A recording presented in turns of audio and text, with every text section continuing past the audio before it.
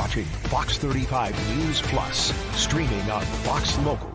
Good morning. Welcome into Fox 35 News Plus. The countdown is on to the Artemis II launch. This is a live look at it on the launch pad right now. We have much more coverage to come on this today, including in our next hour when we speak live with a NASA scientist talking with us about the upcoming mission and what you need to know about it. And we're going to have much more to come on Artemis. But I wanted to get you live right now to Tampa and the FDLE Regional Operations Center, where Governor Ron DeSantis is speaking with reporters now after just signing a bill alongside the Attorney General, the Pinellas County Sheriff, some other officials as well, and now taking questions. Let's go ahead and listen in.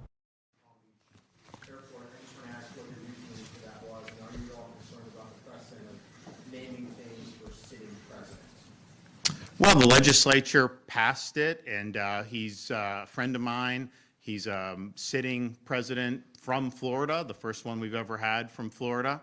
And so I thought it was appropriate. I know he's very excited about it, and he's had a lot to do with Palm Beach over the years as well, from Mar-a-Lago to some of the other facilities he's been involved with. So I don't know that I think it would be one precedent if he did it, but he didn't do it. It was done by people in the legislature, and I don't think that he asked for it. I think that they thought it was appropriate to be able to do.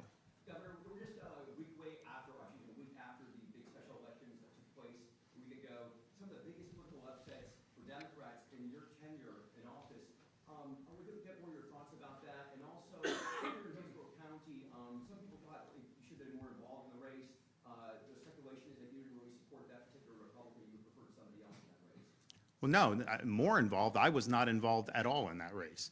The reality is when I get behind a candidate, I'm telling voters that this is somebody that shares my values and that shares our goals for the state of Florida. If you have a candidate that does not do that, I am not going to be supporting them. And that's what happened, in that race. I mean, it's people can do what they want. But, when you run on one way and then you do things and take really bad votes, that's just something that I'm not going to sign up for. And so I was very clear from the beginning I was not going to be involved in that. And that's just kind of the way the cookie crumbles. But, we as Republicans have shown how you win and win big. And it's substance driven, it's leadership driven, it's results driven.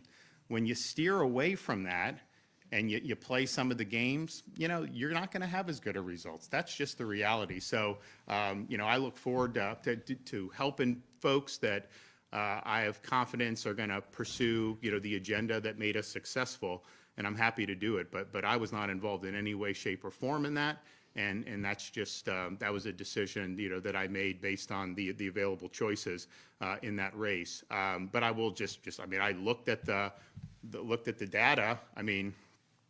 4 years ago, I won that district overwhelmingly. This former senator won it pretty strongly too. Not an easy district for us per se, but that's just the reality. But what you saw in that is you had a 10-point Republican turnout advantage in that district and still lost the race. So to me, that tells you not only are you not doing well with independents, Republicans are voting the other way, registered Republicans, and whether that's out of protest, whether that's out of maybe they're not as concerned. I don't know what goes on there, but I know if you have a 10-point advantage in your party registration, you should be able to win that election. I don't know that was a difficult election to win, if you had the right formula, and you've obviously seen us have success in that race, in that particular district in the past. But, that's just the way the cookie crumbles on some of this stuff.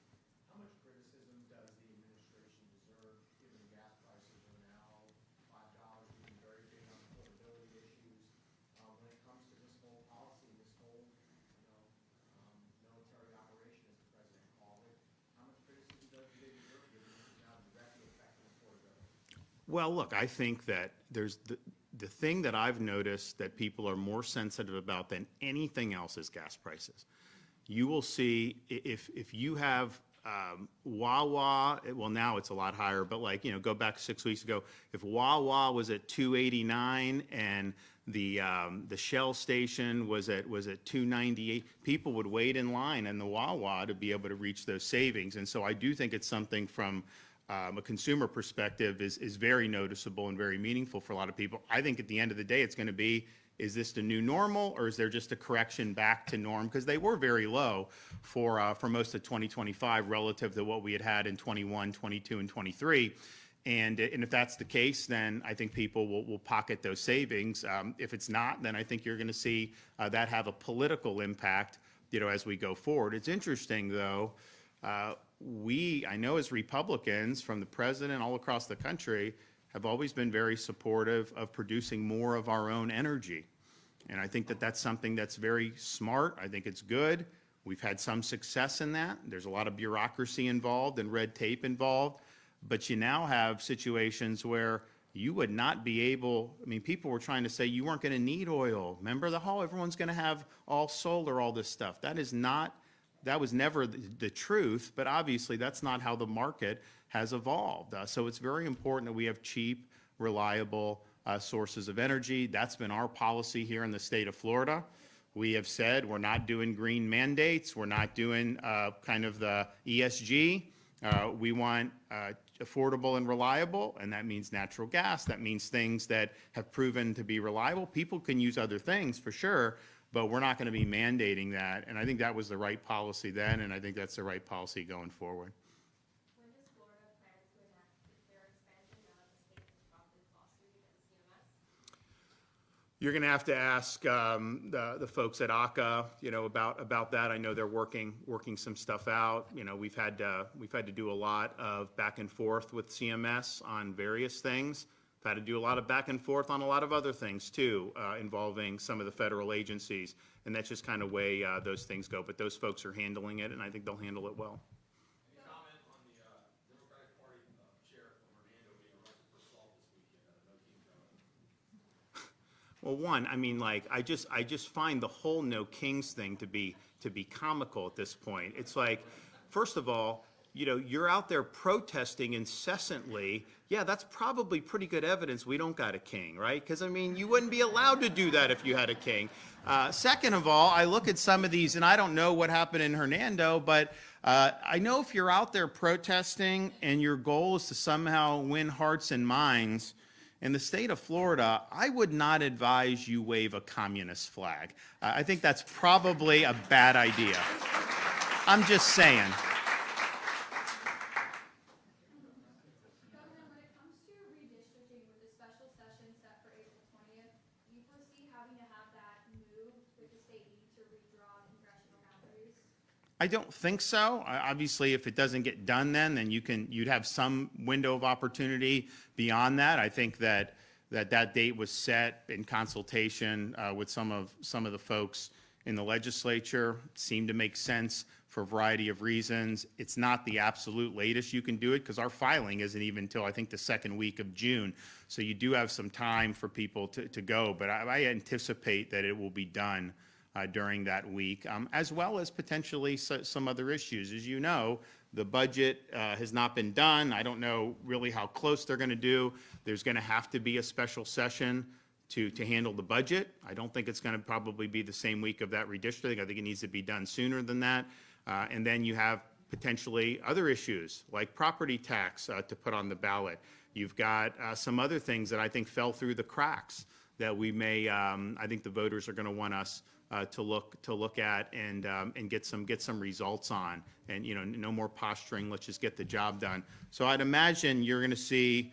Normally you're done in mid-March, and then they kind of go, and then that's that, right, until the election. I think you're going to see there'll be a lot of people in Tallahassee over the next probably 4 to 6 weeks, and there's a lot of things that need to be addressed. The reality is it's great to sign this bill. There's other things that we've signed. There's some other good stuff that we're going to sign, but let's just be clear, the job has not been done.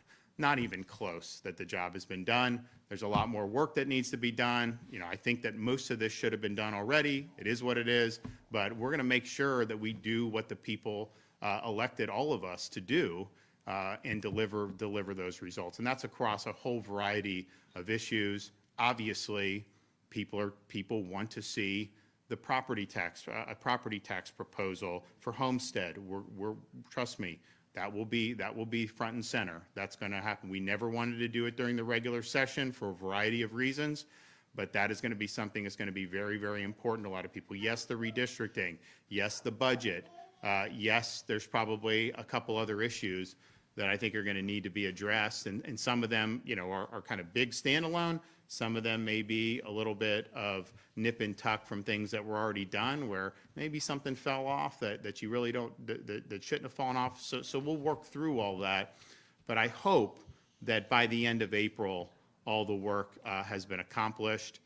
And I think you can do it. It's just a matter of whether you want to heed the voters' call and do what's right. Okay, thanks, everybody. God bless.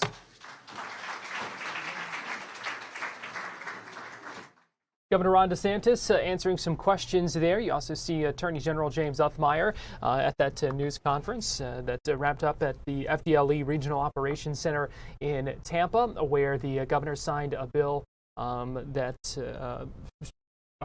criminal justice bill that strengthens some penalties for specific crimes. A number of other things going on this hour. I want to let you know we are monitoring an event where USF is welcoming its new men's basketball coach, Chris Mack, who a name you might recognize from Louisville, from Xavier, previous stops as well. And we are also gearing up for Artemis II, the launch tomorrow. We've got a live interview coming up in the noon hour, and then expecting a news conference coming up in the 1 o'clock hour. But our poll question right now, where are you going to be watching that Artemis launch? Go to fox35orlando.com/vote. Scan the QR code that you see on your screen right now. We want to know, you're watching it at a watch party, going to be watching it maybe on the go, on your phone, here on the Fox Local app, YouTube, Facebook. Are you going to be watching it in person at the Cape or at one of the parks there? We know Jetty Park is already sold out for tomorrow. Are you going to be watching it from your living room or maybe even your front yard? I would count that as a living room launch, maybe just to step outside and watch it from there. That's one of the cool things about living here in Florida, so close to the Space Coast, being able to see those launches in person, even if you're not right there on the Cape. Well, so let us know. We're going to leave this up for a minute so that you can get your vote in, and then we're going to take a quick break here on Fox 35 News Plus.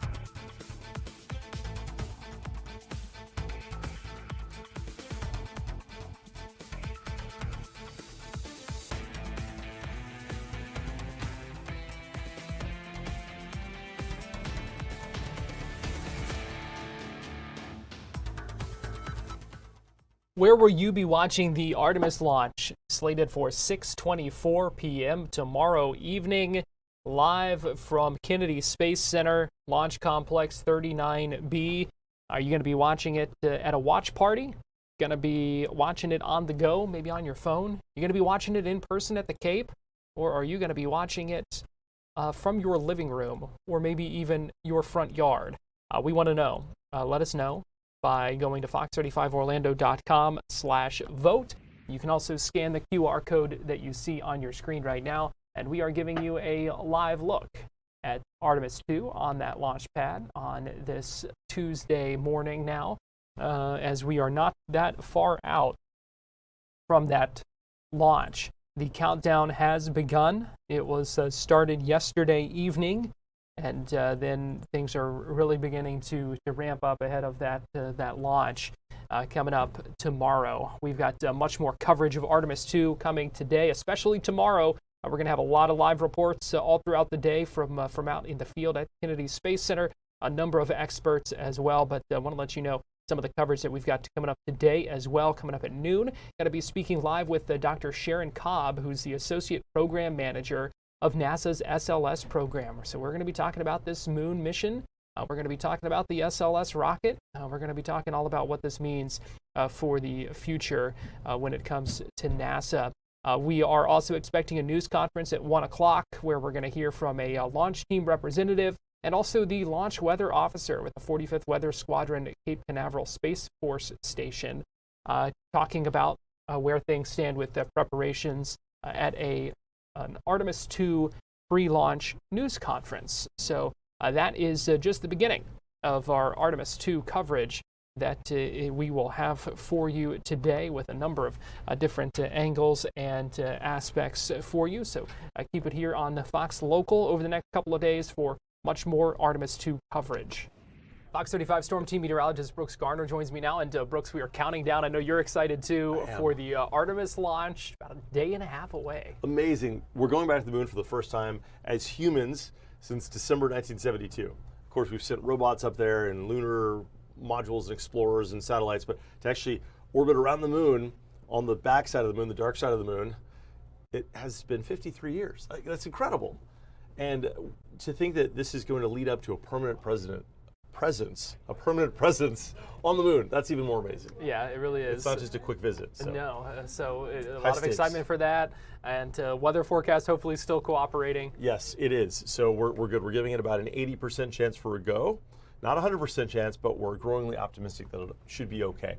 And part of the reason is that we're going to have a nice window tomorrow of rain-free conditions, and the launch is set for 6:24 p.m. So the key is to have all that line up. Rain-free conditions and not too many clouds around. Kind of like what we see right now at Daytona Beach. Beautiful shot there. And while the ocean doesn't look scary in any sense, in any capacity, you can see a couple of people walking around, there is a really high risk for rip currents today and all week. And in fact, the National Weather Service is urging people to just stay out of the ocean because there's a lot of water pushing ashore past the sandbar on this busy easterly breeze. The same weather system making it feel so easy breezy outside is what's pushing so much water past the sandbar onto the beach. Everything that goes up has to go down. You know the whole phrase, what goes up must go down. Everything that gets pushed up onto the sandbar has to get pulled back out to sea. And so if you happen to be in one of those invisible channels of water pulling the water back out to sea, that's the rip current. It can pull you out a couple hundred yards. So if you get caught in one, swim parallel to shore, you'll eventually feel the current release you, and then you can kind of make your way back. But if you're a good swimmer, you can do it. If you're not a good swimmer, it can be a scary and frankly very dangerous situation. So it's best to stay out of the water. All right, as far as the forecast goes, we have a chance for a few showers this afternoon, scattered sprinkles, nothing organized. And this will really be the case through the day tomorrow. If anything, tomorrow our best chance for rain will be at the Gulf Coast, like once you get from Hernando, Pasco, Hillsborough counties into Pinellas County. Well, here's a live view of the Artemis II on the launch pad 39B. It is standing proud and ready to go. 80% chance. Now, this isn't my forecast. This is the forecast from the officials. There's a whole wing, if you will, of the Patrick Space Force Base of dedicated military meteorologists where their single job is to forecast launches. And they're looking at all of the various thresholds that have to happen, all the various launch criteria and violations of that criteria. Like, are there thunderstorms in the vicinity? Are the winds gusting too high? Are there building electrical fields in the sky from tall clouds? And so that's why they're not giving it a 100% chance, because there's a threat of clouds that may be a little bit too tall that could potentially induce a lightning strike. But if the clouds stay away, they should get off without a hitch. It's also going to be really loud. You may hear it up to 45 miles from the launch pad, all the way out to Lake Mary, Oviedo, possibly as far west as Azalea Park outside of Orlando. Anyway, the active pattern is going to continue, especially after the launch. So once we get into the day Thursday, there will actually be a pretty decent chance for some rain. That same easterly flow is going to blow some moisture for the Atlantic, and with daytime heating on Thursday, we should have some scattered showers and thunderstorms developing. Now, looking ahead to Easter weekend, Sunday we may have a couple of thunderstorms as a cold front approaches, and that front will arrive and stall over the region on Monday. So we're going to see gradually warming temperatures out ahead of the front, and our rain chance will start to ramp up. So we'll go from 83 today and 84 tomorrow with just a 20% chance for a passing shower, to about a 30 to 40% chance Thursday, and a 30 to 40% chance for Sunday and for Monday. Notice the temperatures going from the low 80s to the mid 80s. The breeze, though, out of the east is helping to keep it feel cool, which is really nice. But yeah, I mean, this is a big time. We were talking about it, that if you were born after December of 1972, I mean, you're of the generation which is like 75% of the people on this planet that have never been alive when there's been a human in either lunar orbit, on the moon, or of course having any kind of a presence on the moon. So it's kind of a big deal. Yeah. And people are like, well, why are we doing this? We have all these problems on Earth. Why are we spending all this money going to the moon? And well, they're trying to do like a test run for off-planet living. Mars is the ultimate goal. And so if they can get it right on the moon, they're more likely to get it right on Mars. And it's kind of interesting, the big strategy at large. You know, why would we want to have a presence on Mars, and beyond the scientific research of it? There are a lot of folks, Elon Musk, one of them, is an advocate of making humanity a multiplanetary species, so that if something happens to Earth, well, there's a chance that the species continues on. It's not just lights out for humans. So it's an interesting thing. A lot of philosophy and research and all of that going into this. Yeah, and it starts with that launch tomorrow evening. Yeah, Fox it all 35 starts tomorrow. Storm Team meteorologist Brooks Garner, thanks for joining us. You got it, Garrett. Thank you. Have a great day. And it looks like most of you right now saying you're going to be watching it from your house, the living room launch for you. We want to know where you're going to watch it. Let us know. Vote in our poll, fox35orlando.com/vote, or scan the QR code that you see on your screen. I want to get you live now to Tampa, where the University of South Florida introducing their new head men's basketball coach, Chris Mack, being introduced today, the day after the Bulls introduced their new women's basketball coach. So new leadership ahead of the men's and women's basketball programs for the Bulls. Let's go ahead and listen in as Coach Chris Mack speaks right now. This place is special, and they know we're going to do special things. I want to take the time to acknowledge my 4 biggest fans in the room. To my wife, Christy, my sunshine. She's been with me from the highest of highs to the lowest of lows. We keep swinging. I didn't think I was going to do that. I love you, babe. To Lainey, my oldest, Lainey Bug. She's a senior at the College of Charleston, senior to be, I should say. She's in her junior year, 2nd semester. It's going to be hard to leave her. She's on the volleyball team. I appreciate Coach Kepner back at Charleston letting her get to the press conference. She traveled with me to St. Louis as a 4-year-old, and we beat the Billikens that day, and she's been my biggest fan ever since. To Haley, who couldn't be here, our Peppy. She's stuck at Vanderbilt right now doing her volleyball thing. Yes, I'm a volleyball dad of 2, who I met Coach Shepherdson yesterday, and the volleyball coach at Champion's Choice, but I did want to bring along Haley so everybody gets to know her.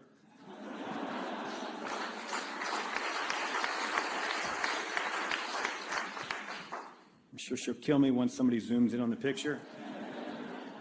To my 5th grader, Braden, the soon-to-be mayor of Temple Terrace. Got over 3,000 shots, am I right? 3,000 shots on the gun yesterday, which is a heck of a lot more than our players did, and that's got to change. Just know when he gets to college, there won't be any NIL deal. I can promise you that. A lot of family, a lot of friends, family members who love me, they care about me, have supported me along the way. I'm sure are watching this, minus my dad who passed away 4 years ago this spring. I want them to know how much they've helped me grow. get through the tough times and the good times. They mean the world to me. Special shout out to my Wolfpack crew. Guys I go on a lake trip with every year. We were 4th and 5th graders together. We've been doing it for a long time. Listen, I'm damn excited to be the head coach here at the University of South Florida. Unbelievably excited. Our teams are going to compete for championships each and every year. We're going to do it with great representatives of this university. Some of the best players I've ever coached are the best people. It does not have to be one or the other. Rob used the term mutually exclusive. From the David Wests to the Chris Pauls to guys I've had an opportunity to work with, the Jordan Warras, Trayvon Blewitts, the best players I've ever coached are generally the best people I've ever been around. That's going to stay a constant. I thrive with everyday guys. That means they bring the same effort, the same attitude, the same energy every single day. They may not bring the same result every day, but they're going to bring the same effort, the same attitude, and the same energy. You win with those type of guys all day, every day. We're going to teach our players how to be 4 things. We're going to teach them how to be tough, both physically and mentally. We're going to teach them how to be resilient, the ability to bounce back when it doesn't go your way. And Lord knows, we all know, it doesn't always go our way. And there's a mentality that's rampant through college basketball and college football and college athletics where when it doesn't go your way, you pick up and you move somewhere else. Where we won't be immune to that. But I can tell you that our team, when something happens poorly in a practice, in a game, they're going to dust themselves off, they're going to get back up, and they're going to compete. They're going to be unified. Basketball is a team game. You want an individual sport? Be a swimmer. You want an individual sport? Be a golfer. This is a team sport. Pass the ball, share the ball, glorify your teammates. We're going to teach them how to bring energy. I'm a big believer in being an everyday guy. You asked any of the 10 NBA players that I've coached, you ask any guy that's had an incredible NBA career, when were his best days as a basketball player?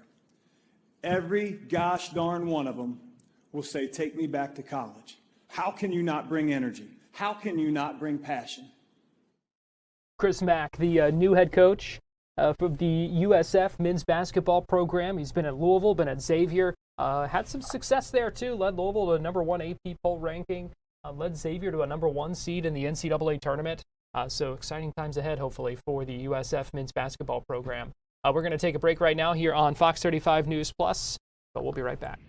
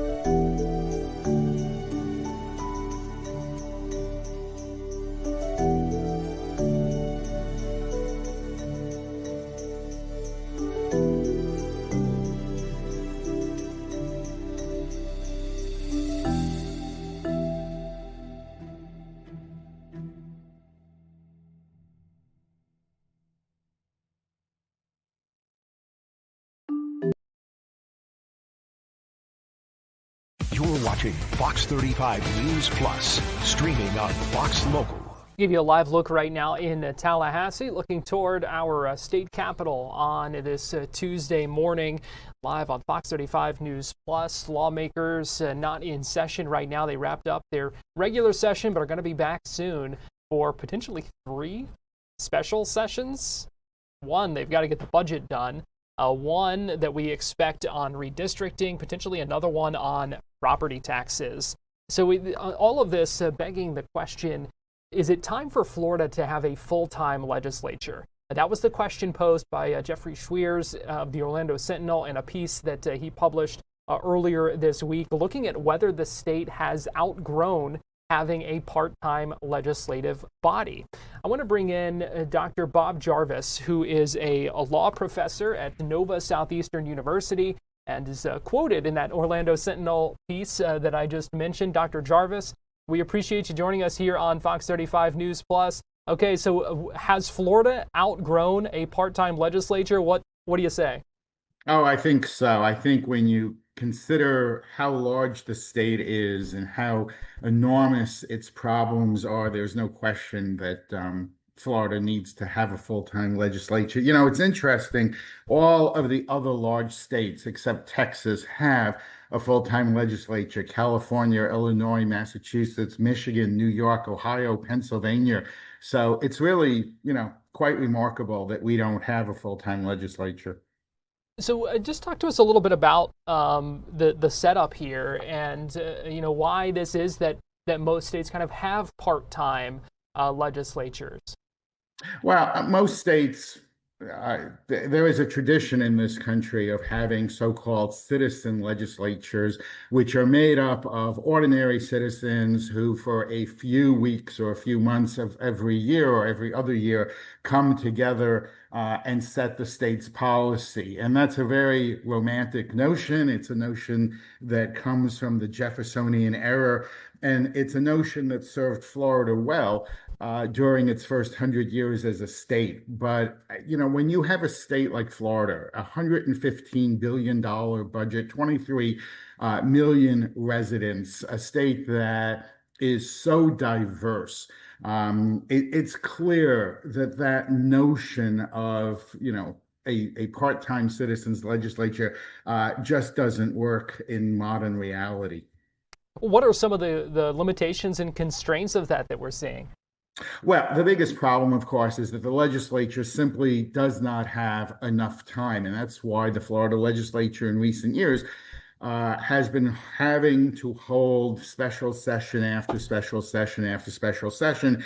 As you said in the setup, we already know that we're going to have 2 special sessions in April, one to finish the budget, the other to talk about legislative redistricting, and then we probably will have a third special session in the summer dealing with property taxes, another subject that the legislature wasn't able to get to during its recently completed session. So 60 days just isn't enough time to deal with everything that is on Florida's plate. We've also seen some make the argument that having a part-time legislature not only puts limitations on the policy and what can get done, but some limitations and restrictions on essentially who can really kind of afford to run for office. Right. So Florida legislators are paid $30,000 a year. They haven't had a raise since 2010. And that makes it very difficult for ordinary people to run for the legislature. You really either have to be a millionaire or you have to have the kind of outside job working for a law firm, for example, where you can afford to take off not only the 8 weeks a year when you have to be in Tallahassee for the legislative session, but the 7 weeks of committee hearings that take place in the fall, plus the special sessions, and then all of the work that you have to do when you are back in your district serving your constituents. So it's very limited who can run for the legislature. It would certainly open up the opportunities for more people to run for the House and the Senate if we had a full-time legislature. Would having a full-time legislature be a big increase in cost for the state? So again, we have a $115 billion budget. If you increase the salaries of every legislator from 30,000 to what California pays its legislators, 140,000 a year, you're talking about an increase of $16 million. And again, in a budget of $115 billion, that's a rounding error. Interestingly, Florida has about as large a legislative staff, about 1,500 people, as states that have full-time legislatures. So there wouldn't be an increased cost there. But there certainly would be an increased cost if you went to a full-time legislature. And we're paying increased costs anyway, essentially every time we have one of these special sessions as well. That's right. It's estimated that special sessions cost thousands and thousands of dollars for every day that they meet. And really, I don't think that you can put a price on good government. I think that it's clear that there is a need for a full-time legislature, and we certainly could afford it. Is there an argument to be made in favor of keeping a part-time legislature? Not from where I sit, but the argument is that a part-time legislature, especially for people who don't like government, people who subscribe to the theory that the government that is best is the government that does the least, which a lot of people in Florida, have that view.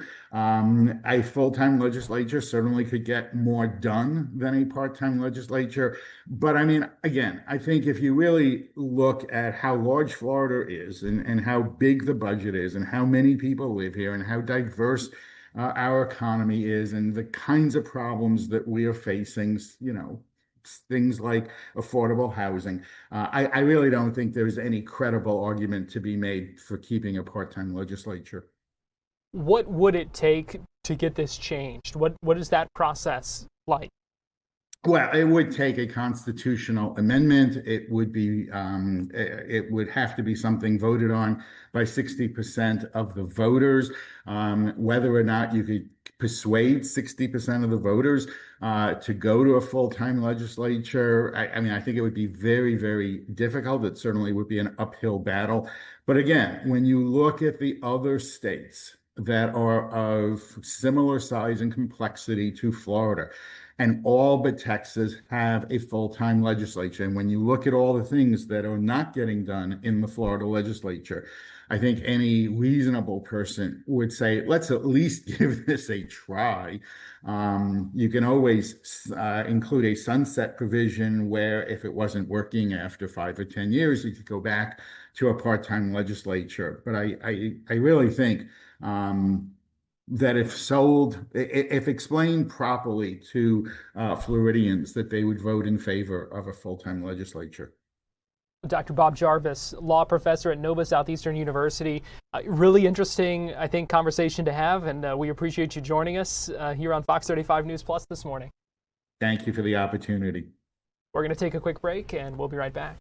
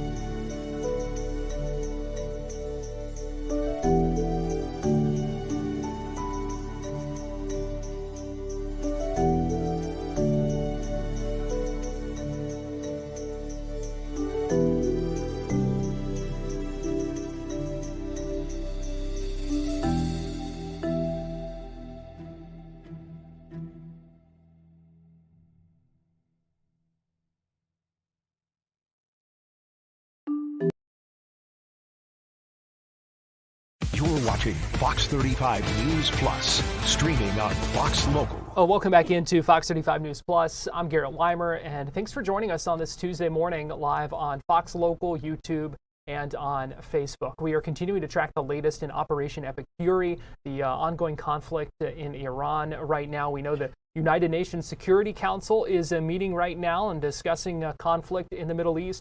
We also heard an update earlier today from Secretary of War Pete Hegseth and the Chairman of the Joint Chiefs of Staff, General Dan Kane, giving an update on the military operations there. But we're continuing to see some changes in responses to how things are handled here following news where Spain has announced that it is closing its airspace to U.S.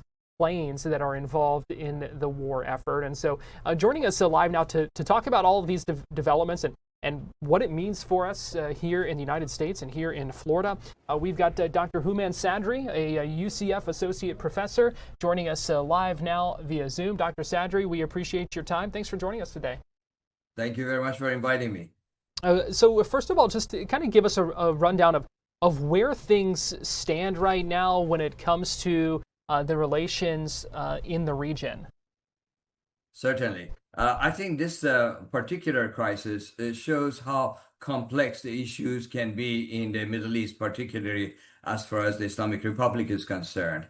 Obviously, the conflict is multidimensional. From a military perspective, the most professional and efficient military machine on the planet, U.S. military forces, have done a great job from a military perspective. They have basically, destroyed the Iranian Navy. This is regular Navy, not the, Revolutionary Guard one, the Air Force, and, they have bombarded a number of very important sites. However, as you can see from the so-called negotiation or at least diplomatic signaling, the political dimension suggests something completely different. And it has an international aspect. As you know, Spain has, for example, indicated that they would not like to use their, any of their bases for our, planes. Some of the other, allies we have in Europe, they have indicated that, well, this was not the war that they were consulted about. Therefore, they don't consider it to be their war. They're not going to be directly participating.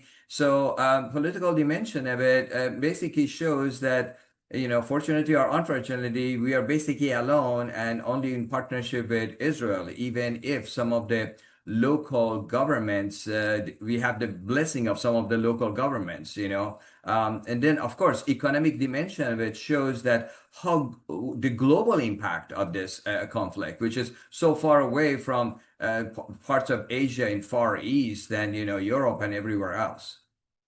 Dr. Sadri, how significant is it for Spain, who is one of our NATO allies, to close this airspace and take a step like this? Well, I think for the Spanish government, they were trying to make a point. From our perspective, very frankly, it's not that significant. Instead of the planes they land in Spain, they can land in, some of the islands that, we have access to through Portugal and other, allies, NATO allies. So that is not as significant. But they were trying to also make about a political stand, showing their disapproval in a very, significant way. Are there ramifications, do you think, for potential responses from other U.S. allies, seeing from those who are kind of willing to stand up to the United States and take steps like this? Does this embolden some others to maybe take similar steps if they disagree with how we're handling this?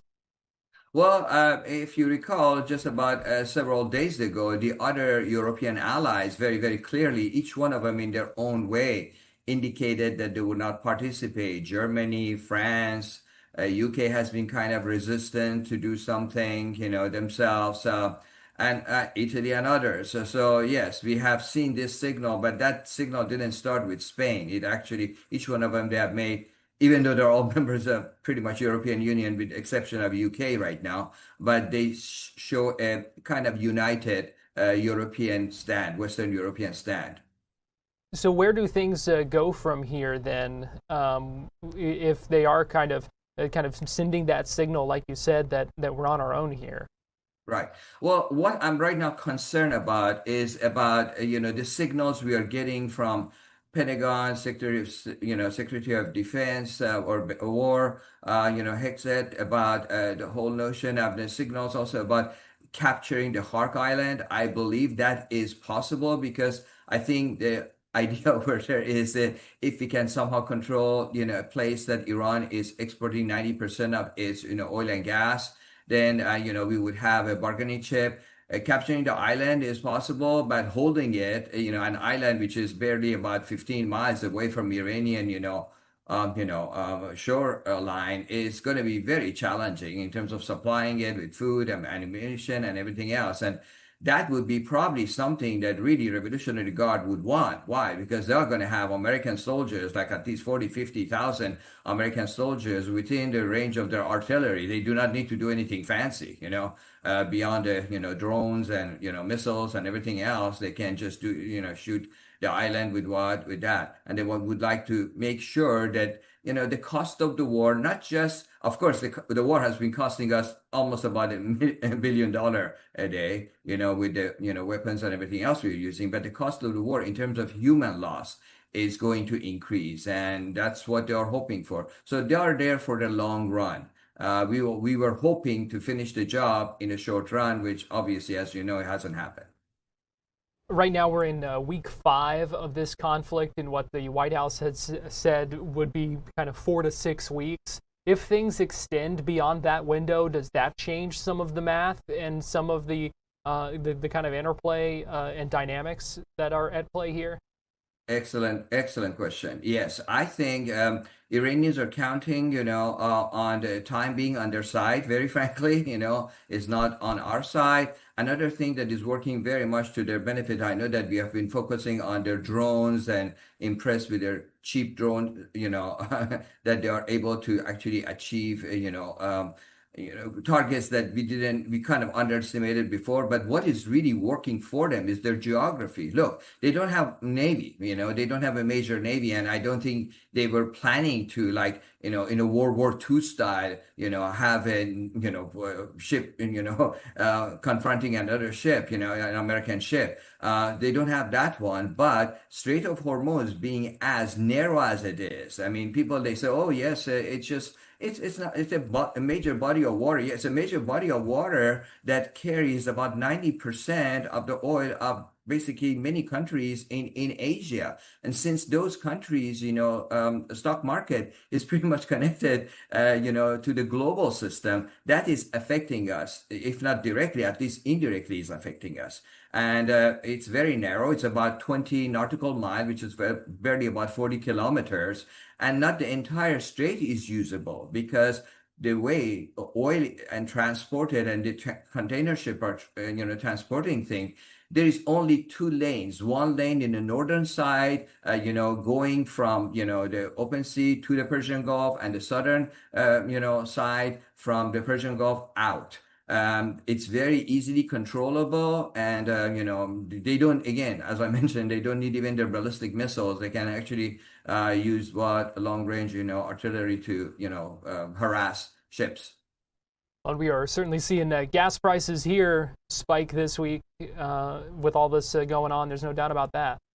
Absolutely. And I am afraid that it might go even further up. I mean, we are dealing with gas prices about $115 from time to time. The International Committee has been trying to adjust it by, freeing, for example, some of the reserve.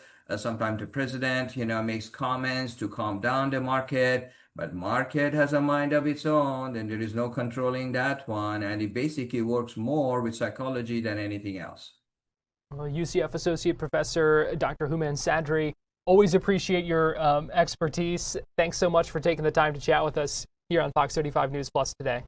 Anytime, Garrett. We are at UCF. We are always happy to help. All right. Well, thank you. Take care. We're going to take a quick break here on Fox 35 News Plus, and we'll be right back.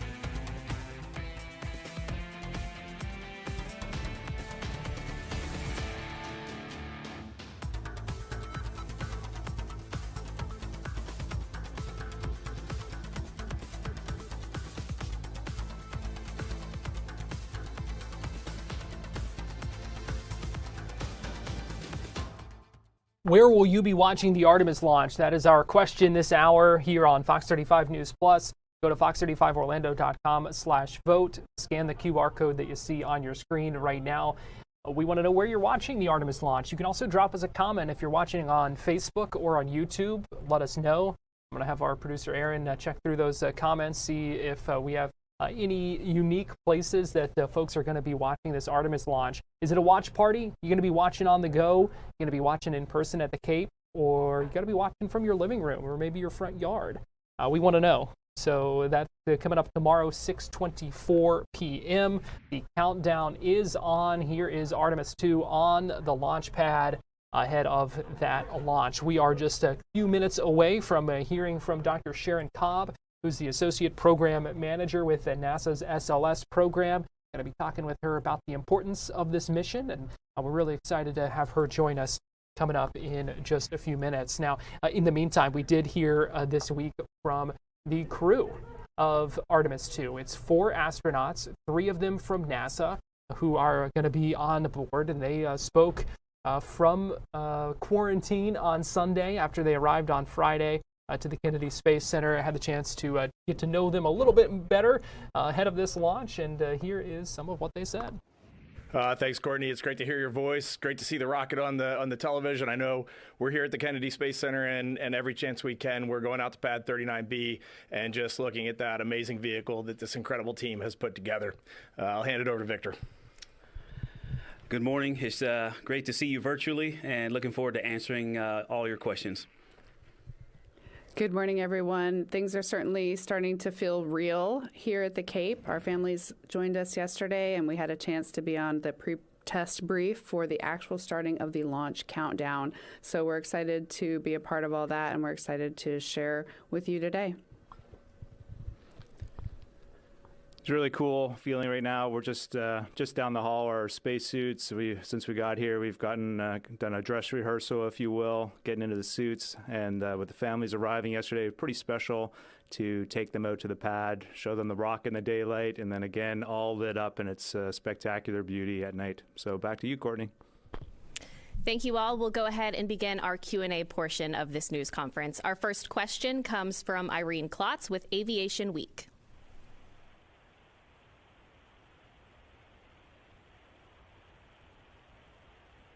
Irene, if you're talking, we can't hear you.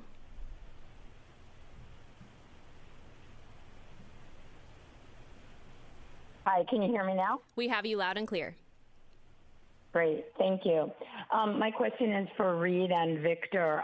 Correct me if I'm wrong, but I don't think either one of you had an opportunity to do any manual flying on your Soyuz and Dragon flights, respectively, and I wanted to just ask a little bit about the Proxox demo that you're going to be doing. If you can describe in some detail who is going to be doing what part of that exercise and what you are expecting the manual control of Orion to be like. Thanks. Well, I'll answer the first part of that with, on the Soyuz, we have to do a hand controller checkout and a thruster checkout when we first get to space, and the Russian commander always does that from the center seat. But in the left seat, I was right next to our translational hand controller by my right knee, and Max Sarayev looked over at me and winked and was like, go ahead and just give it a tap. So I have flown a spaceship manually, and I can tell you it's pretty awesome. Victor, talk about our pod.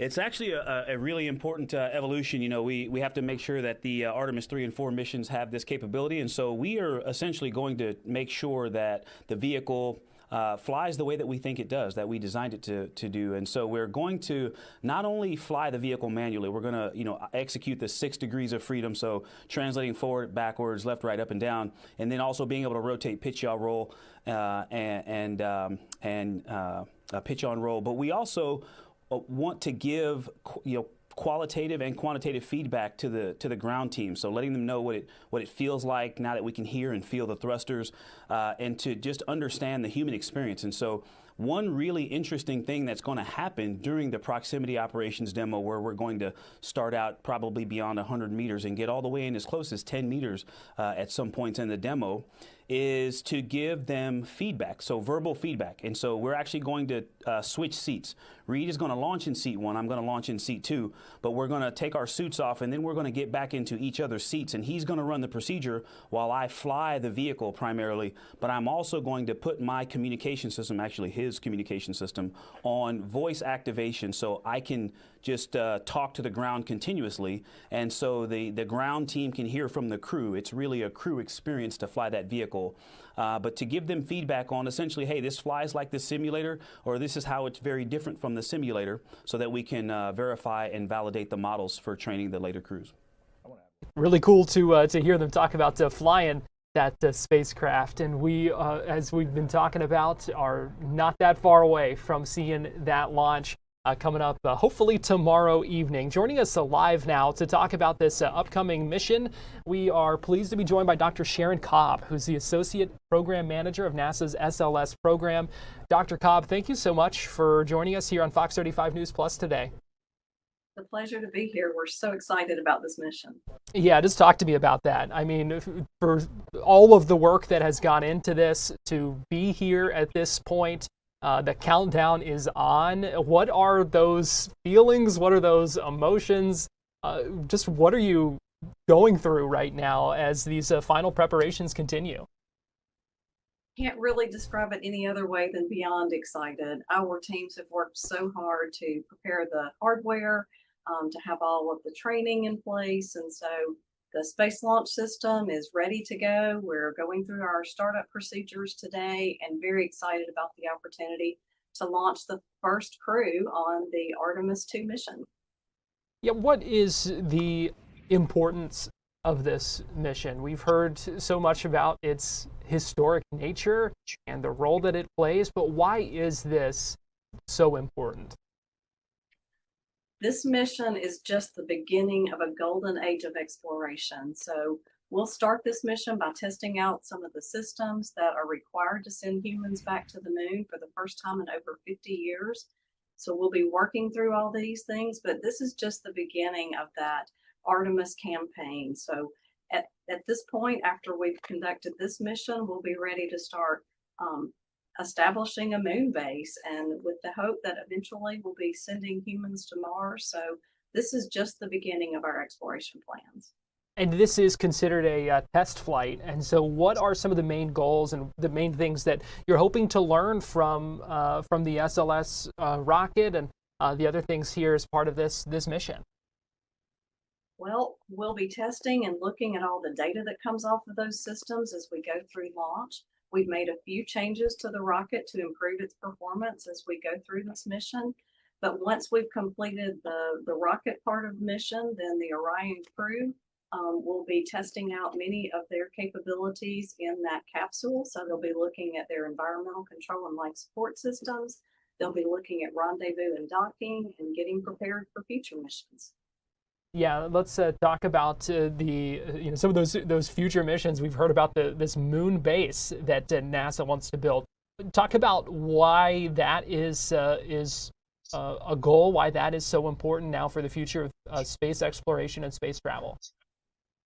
Well, if you can imagine the complexity and all of the components and hardware and equipment and infrastructure that you would need for humans to live on another planet, those are the kind of things that we have to test out and try on this moon base before we're ready to send humans.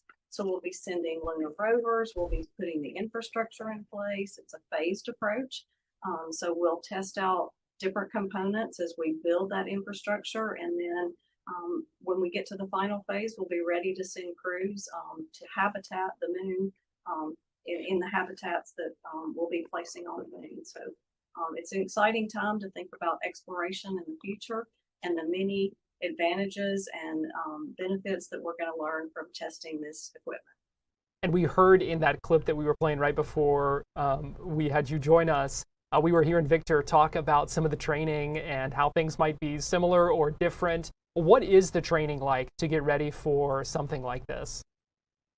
Well, these crews have been training for years on all of the operations, all of the hardware, trying to understand exactly all of the things that they will need to do on this mission. But it goes so far as to understand the elements of the Space Launch System as well, the engines and how they work. And so they'll know every detail as they go through this launch, and they'll know to anticipate what's coming next. And so they've gone through extensive training. They've also looked at what their operations will be on trying to dock with once the interim cryogenic propulsion phase has been deployed. Then they'll look back at that and they'll try to do some proximity operations movements that will mimic what they will do in future missions. And so it's just, there's lots of training, everything even down to geology, so that they'll know what they're looking at when they do get to the moon. We know the zero-G indicator is RISE, a mascot essentially that's kind of modeled after that iconic Earthrise shot. And so I'm curious, you know, we have seen those photographs from the previous Apollo missions.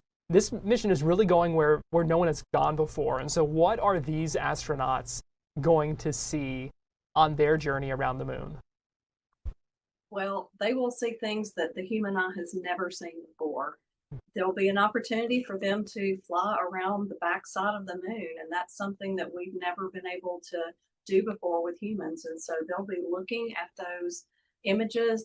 They have a whole host of new cameras that have been put on this mission, so they'll be able to look in great detail at what they're seeing on the backside of the moon, as well as looking back at the Earth and seeing the planet that we live on. And it'll just be an incredible experience. They also have their cell phones with them, so they'll be taking their own pictures and be able to share that experience when they come back. And as they are in the moon's orbit there, how do they end up getting back home? So that's a fascinating question. We'll be using a gravity assist mechanism. So they'll go out past the moon, and then as they get just beyond the moon's gravity will pull them back in and return them to an elliptical orbit that will help them get back to the Earth on a much lower fuel profile than they would normally need. So it's a really neat, clever way to reduce the amount of fuel that's needed and still get the crew back very safely. Fascinating stuff. Last thing here, Dr. Cobb, just what would be your message to folks out there about why this matters, why they should care about this mission? This mission is so important to the nation and this country for so many reasons. There are people across this country that have been intimately involved in producing the smallest piece of hardware that's gone into this mission. So this whole country should be proud of the team, of the ingenuity, of all the people that have been involved in this and what it means for our future. We're embarking on this golden age of exploration, and the things that will come from these missions will change the textbooks for the future. Dr. Sharon Cobb, Associate Program Manager of NASA's SLS program, thank you so much for your time. We are very excited. We're going to be cheering the whole team on tomorrow, and we appreciate you joining us. Thank you for your interest. We're going to take a break here on Fox 35 News Plus, but we'll be right back.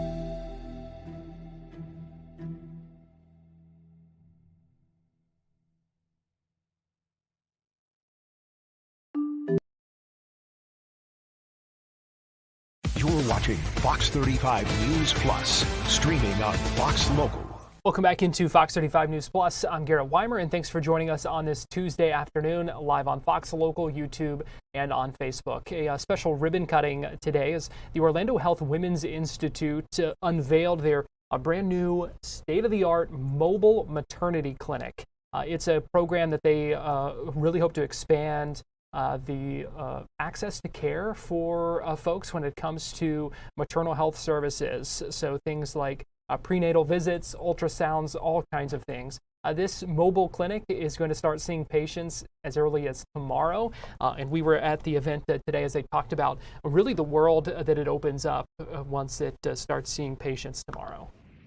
Good morning, everybody. This is like a day I have been waiting for almost all of my life, I feel like. It's been the past 30 years of working in the population that we're going to be serving here that we are going to move forward with. And we are excited to see everybody here. I want to just kind of give you a brief evolution of this. About 5 years ago, we received money from the Florida Department of Health to work on reducing racial and ethnic disparities in patients using a telehealth platform. We were lucky enough to get funding there, and we had a lot of support from our hospital, and I do want to call out Kelly Neerstad as well as Suzanne Worthington, who you're going to hear from shortly, who really helped this move forward. So we've been going through, we've been getting about $17 million in funding through the Florida Department of Health, and we continue to do this work, and part of this work is going to be this bus behind this brand new baby that finally became a real thing that's going to be going out starting tomorrow morning. So they're going to start to see patients. We really are just thrilled to be able to get into the community in this way. We do a lot of work at Winnie Palmer and other sites, but having a bus like this will just enable greater access. We'll be able to do recruitments into our current grants so patients can get those items that they need, whether it's food, whether it's transportation, whether it's medicines. We're going to be there to help our patients. And we can just kind of think about the future and be really ready to go tomorrow, and then just kind of after that, everything's going to kind of hopefully fall into place pretty quickly, and we'll be able to increase our presence in your community.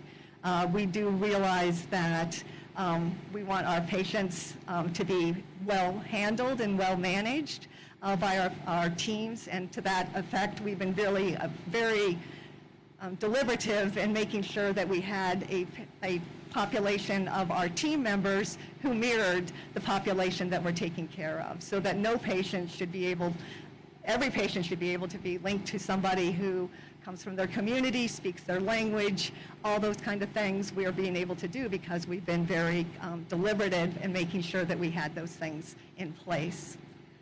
Somebody tell me when I'm supposed to stop talking. What? Stop? Okay, keep going. What else have I got to say about this is I know the work is continuing to be done. I am a data nerd, so I'm just going to say a couple things. When we've looked at the severe maternal morbidity rate, which is a very real thing, and it hasn't really, has slowly been budging downward where we want it to be. In fiscal year 23, that rate for us in the grant population we served, and those were pregnant patients who had been enrolled into the grant, was about 11%, which is horrible. In fiscal year 25, it's now 1.5%. So that's a massive decrease in our severe maternal morbidity rate. Another thing that I'm really passionate about is preterm labor and preterm delivery. So these little babies that are born before 37 weeks, that rate went down about 50%. Went from 25% down to 16%. And then when we looked at the cohort of really tiny babies, that rate was actually decreased by 77%. So this is all, I'll call it ammunition, or I'll call it, kind of what we've been doing has really worked. And I know that from the summit we had about mid-February, the Department of Health was down there, and they stood up and said, the only reason we have this program now is because of Orlando Health. Without Orlando Health, this probably would not have been able to be gone forward. They had come down in that first year, the leadership at the Department of Health, and when they saw the data that I just kind of discussed and what we were making strides with, went back to the legislature, who was really not going to be sure they were going to even continue it after the first year of the pilot. They wanted to go ahead with it because of what we were able to do. So lots of people were involved in all of this. I'm just a spokesperson, but it's been such a great ride, and I have every expectation that we'll continue to do the same great work that we're doing now, because our teams are amazing. They work really hard. They really, really care about the patients, and I think that's what makes the patients trust us. We've had almost 100 patients come back to our team because they trust us. They believe that we took great care of them, and they want to continue to do that work. So thank you so much for listening to that. And now I'd like to introduce Commissioner Roger Chapin.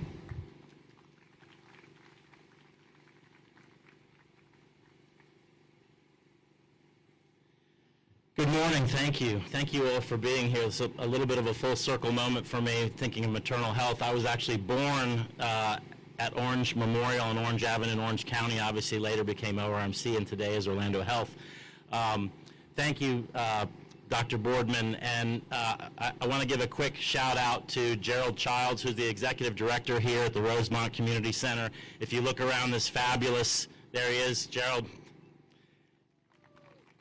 You look around this fabulous facility, and you got ball fields and basketball courts and this great facility, and Mr. Gerald, as he's known here, takes good care of the place and good care of our kids. So I'm grateful to be here today on behalf of the City of Orlando to celebrate the launch of this innovative program, one that will make a tremendous difference in the lives of families across our community.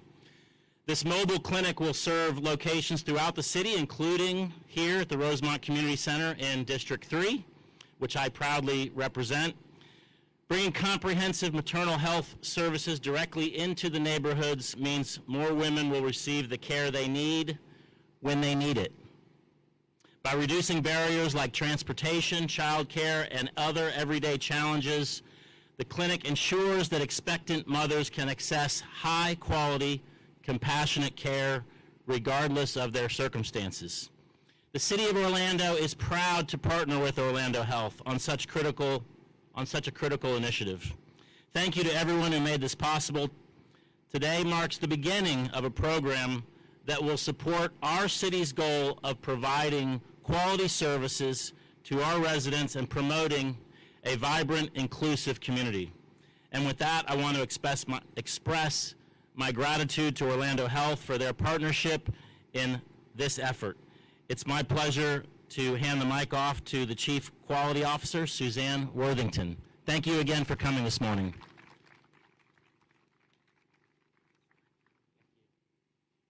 Thank you, Commissioner Chapin. It is an honor to be here today, and although I'm representing my current role, serving as Chief Quality Officer for Orlando Health, prior to this role, I spent 25 years working in support of pediatric and women's services at Orlando Health. And so, like Dr. Boardman, this is a labor of love for so many members of our team. You know, in May of this year, Winnie Palmer Hospital for Women and Babies will actually be celebrating our 20th anniversary in the community. And I was a member of the team that helped to open that hospital. As amazing as what happens in that building is, one of the limitations is the fact that it's a building and it doesn't move. And so many of the amazing physicians who care for patients that ultimately come to the hospital, they've got that same limitation. Their offices don't move. And at times that makes us hard to get to, which is why the mobile maternity clinic is such a huge game changer as we continue our work to improve maternal health for the residents of Central Florida, because now we can bring exceptional care to the patients.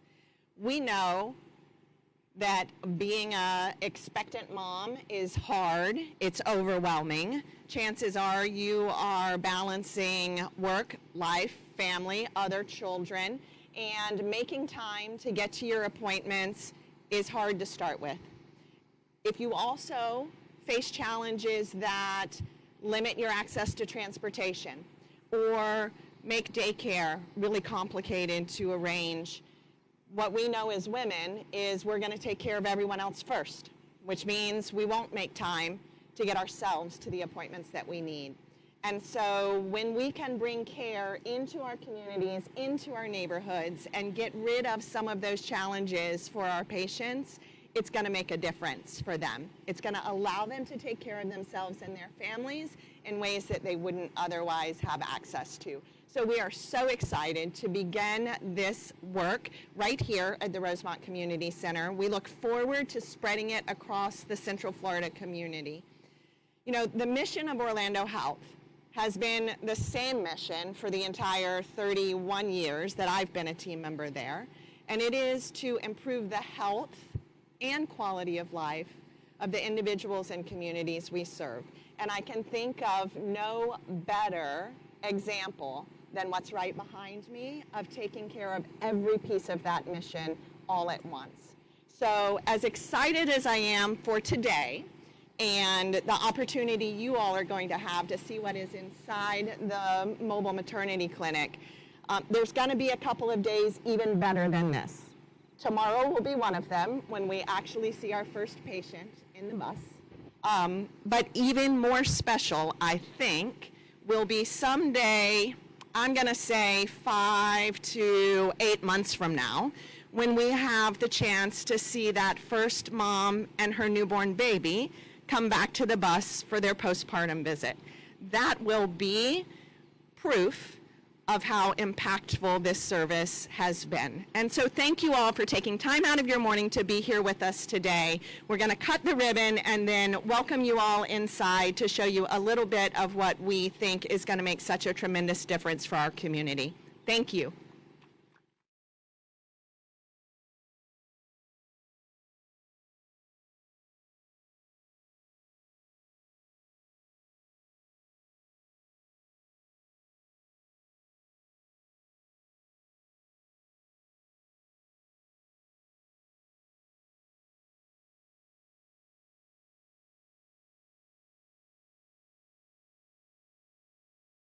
And just like that, the ribbon was cut on that new mobile maternity clinic from Orlando Health that's going to be debuting tomorrow and seeing its first patients. We're going to take a quick break right now here on Fox 35 News Plus, but we'll be right back after this.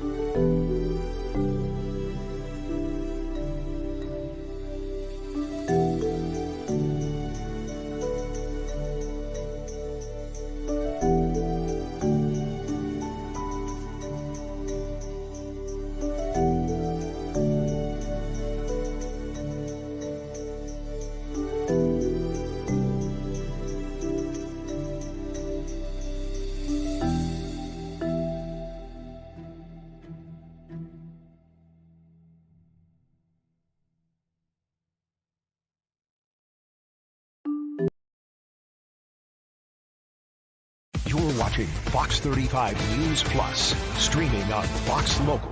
Welcome back into Fox 35 News Plus. Garrett Weimer here, and thanks for joining us on this Tuesday afternoon, live on Fox Local, YouTube, and on Facebook. It is the start of spring practice for UCF football. We're entering year 2 of the Scott Frost era, hoping to improve on a 5-7 record that happened last year. There's more than 40 newcomers on the roster this year, and we had the chance to hear from head coach Scott Frost earlier this morning. That's what I want to see is effort. Any mistakes that happen with good effort, we can clean that up. That's what coaches are for. But if we have that intensity throughout spring, I think we'll be in good shape. Scott, what have two guys, a lot of eyes on quarterback Alonzo Barnett? Didn't see him throwing. What's the plan for him during spring? Yeah, we're going to take it slow with him, just kind of out of caution. He's just, dealing with a couple little things, and we don't want to push it. He's been doing an unbelievable job in off-season workouts with the guys and getting himself ready, and he'll be back up and ready to go at some point during spring. But we're gonna kind of ease him into it. Is there some, was the plan to, like you said, to ease him? Is he going to see at least a little bit of action in the spring, or are you going to kind of maybe just sideline him throughout the whole spring and wait for the fall? No, we'll get reps out of him out of spring. He's obviously taking mental reps right now. A guy that's played as much football as him, we just got to make sure he's good to go come fall, and he's picking everything up so fast that it's not a concern to me at all. He should be ready to go for 7-on and some things pretty quickly, and then we'll see where we get the rest of spring. How important then is that for the other quarterbacks, new guys that you're trying to maybe get them a chance to see who's going to be the backup quarterback going into the season? Yeah, I think, when you have a situation like that, I think it creates opportunity for other people, and it's certainly going to give those guys an opportunity to get reps and give us an opportunity to evaluate. We went into spring last year with a multiple horse race for that position. Feel like that spot's pretty solidified once he gets 100% so that we can put him out there. But there's a competition for who's going to be number 2, and it's going to be fun to watch those guys compete. Coach, with a full year now under your belt, do you approach this spring practice a little bit differently than last time, after you have some hindsight? Yeah, there's quite a few things different, including no spring portal, thank goodness. We're able to coach these guys and work them like we need to in order to get better. Without fear of losing them after spring's over and worrying about coaching guys that aren't going to be here for fall anyway. We have a lot better leaders on the team that have been through what we're going to ask them to go through, that are able to show other guys the ropes. So there's a lot of things different, and we're really going to focus on fundamentals and details this spring, not open up playbooks on either side too much, and just make sure we're good at the simple things. You met with your staff early on. What's the goal you hope to get out of these 15 practices, get out of spring heading into fall?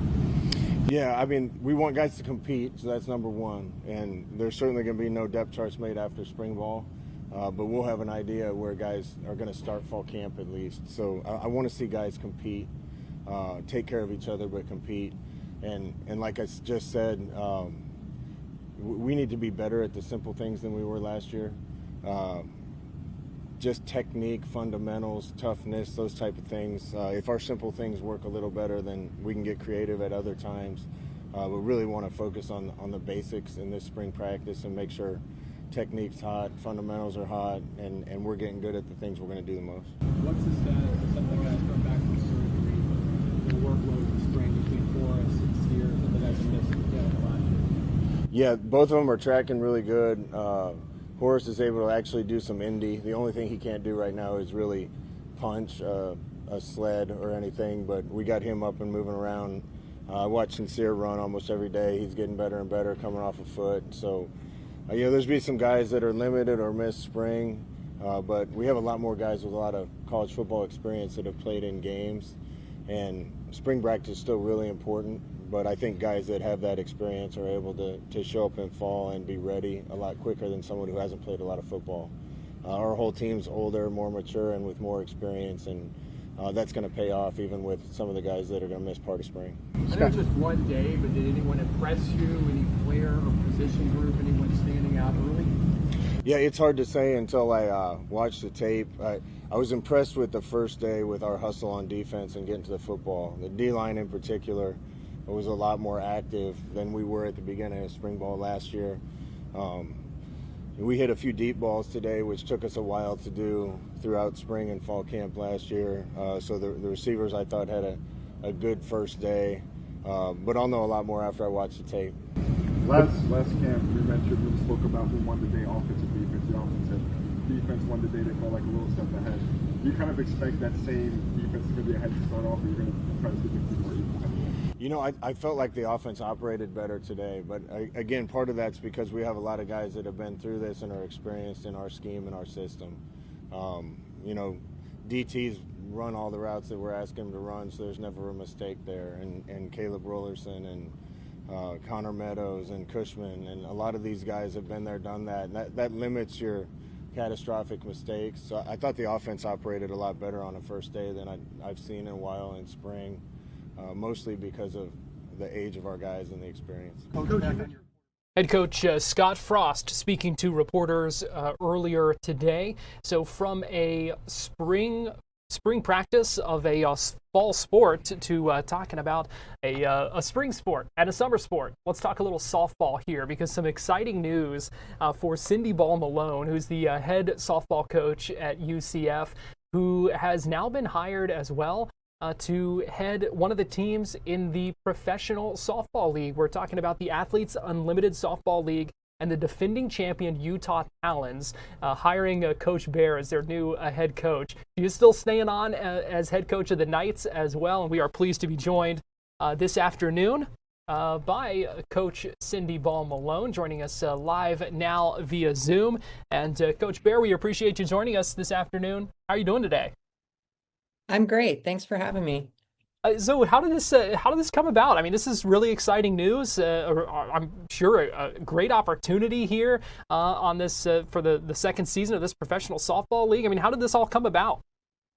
Yeah, I was just received a phone call and kind of went through the conversation, and there was a lot of just really focused energy on how this could be something that we could do, not just only with AUSL, but also with UCF, our administrators, our staff here, our softball program, to make sure that, the priority is still Knights. And then when the season comes with the Talons, to be able to fully dive into that as well. And so blessed and honored to have this opportunity and all the moving parts and people that are involved to be able to make it happen. Yeah, gonna keep you busy. There's no doubt about that. But the separate seasons does kind of allow for you to be able to do both. How important was that to you? Very important. I think for the most part, we'll figure out the recruiting perspective. I really love our staff, trust our staff and what they can do. And then I still will have visibility, which will be nice. But just thinking about that's some of our family time, and I have 3 little ones at home. And so there's some sacrifice there, but I think we're going to make it happen and have some fun in a different part of the country and, be able to continue to learn in the game with some of the best athletes in the world. Yeah, what doors do you think this kind of partnership opens up for your athletes at UCF? Well, I mean, keeping them separate, obviously, because there's a lot of guidelines that we need to follow. But what I do think is it's just me being able to experience and learn from not only some of the best coaches, athletes, just the experiences that we'll have within games, and then bringing that information that I learn back to our team. Just in having conversations with one of the best names in the game, Lisa Fernandez, our GM. It's really just got my brain flowing on how that could really help our team here and our young pitchers here. So I think that advantage, that's really why I wanted to be able to do it, not only to be a part of something amazing with what they're doing in the pro league, but also to help elevate what I'm doing here as the leader of the Knights. And so it's going to be unique. There's going to be a lot of work put into play because it's 2 jobs that I'm going to care very much for. But at the same time, I think it's going to bring such amazing experience, knowledge, and connections that hopefully will help us along the way. you've had a lot of success at the college level. How do you think coaching the Talons might be different in some ways than coaching college athletes? Yeah, well, I have actually had some experience with coaching probably about 75% of our roster through USA Softball. And what I've learned is even beyond college, they still want to be coached. They still want, that discipline and they want to learn. And it's always the same thing is trying our best to keep ourselves out of our own way. And that's our job here is we have some amazing athletes that really know what they're doing here at UCF. And sometimes you just help them get out of their own way. But and keeping the thing, right? Like the standard, but also whatever the task is at hand. And so it's very similar. Just maybe at more of an accelerated level, because you're focusing on such intricate parts of the game. But again, it's just knowing people, helping people, and the Talons have an amazing roster. I've, been able to work with a lot of those pitchers on that pitching staff. And so just really excited to be around such awesome humans. I want to talk a big picture here, and we've seen college softball continue to grow in popularity. We see the excitement every year when it comes to the postseason play, the ratings it gets on TV. It really does seem to be growing in popularity. And now with this professional league as well, what do you think the message that sends to younger girls who are interested in this sport and really seeing it showcased? Yeah, well, I have a special or unique situation myself because I have nieces that play in the game.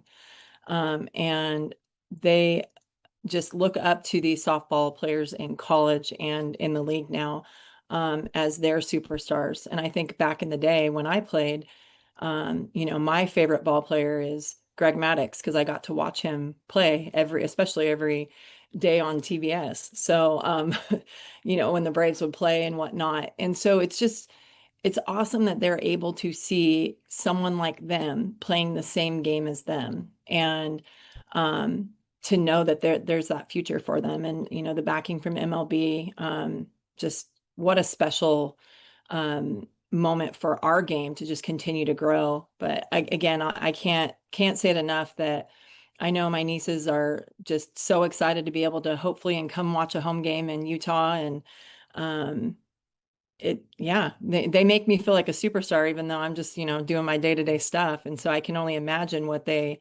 think when they see like a Montana Fouts and a Megan Framo and just all the athletes that we have in our league. Well, we know you've still in the middle of this UCF softball season, still have some big games ahead. What do you want people to know? Well, I keep saying this about the Knights is we still have the best is yet to come for us. I think we're a young group. We're a feisty group. We had a pretty loud weekend last weekend, which is nice. But I believe that there's still more to come for us. And there's still some players that have time to really showcase what they have. And I'm excited to keep going on this journey with them throughout the year. It's come up fast. We're getting near into, conference tournament pretty soon. And so I just encourage Knight Nation to keep coming out and watching and supporting because these young women work their tails off to do something that's never been done before. And we're working to get this team to the World Series. And, we talk about it often. And I know people might laugh at us, but if we're not talking about something that maybe is laughable, then I don't think we're shooting high enough. So, that's our goal. And then after that, moving on to the Talons. So, yep, I'm hoping that doesn't happen until after the World Series in June. Yeah, sounds like a good goal, that's for sure. Exciting times ahead. Cindy Ball-Malone, head coach of the UCF softball team, and now the AUSL Utah Talons as well. We appreciate you joining us here on Fox 35 News Plus today. Thank you. We're going to take a quick break and we'll be right back. Record.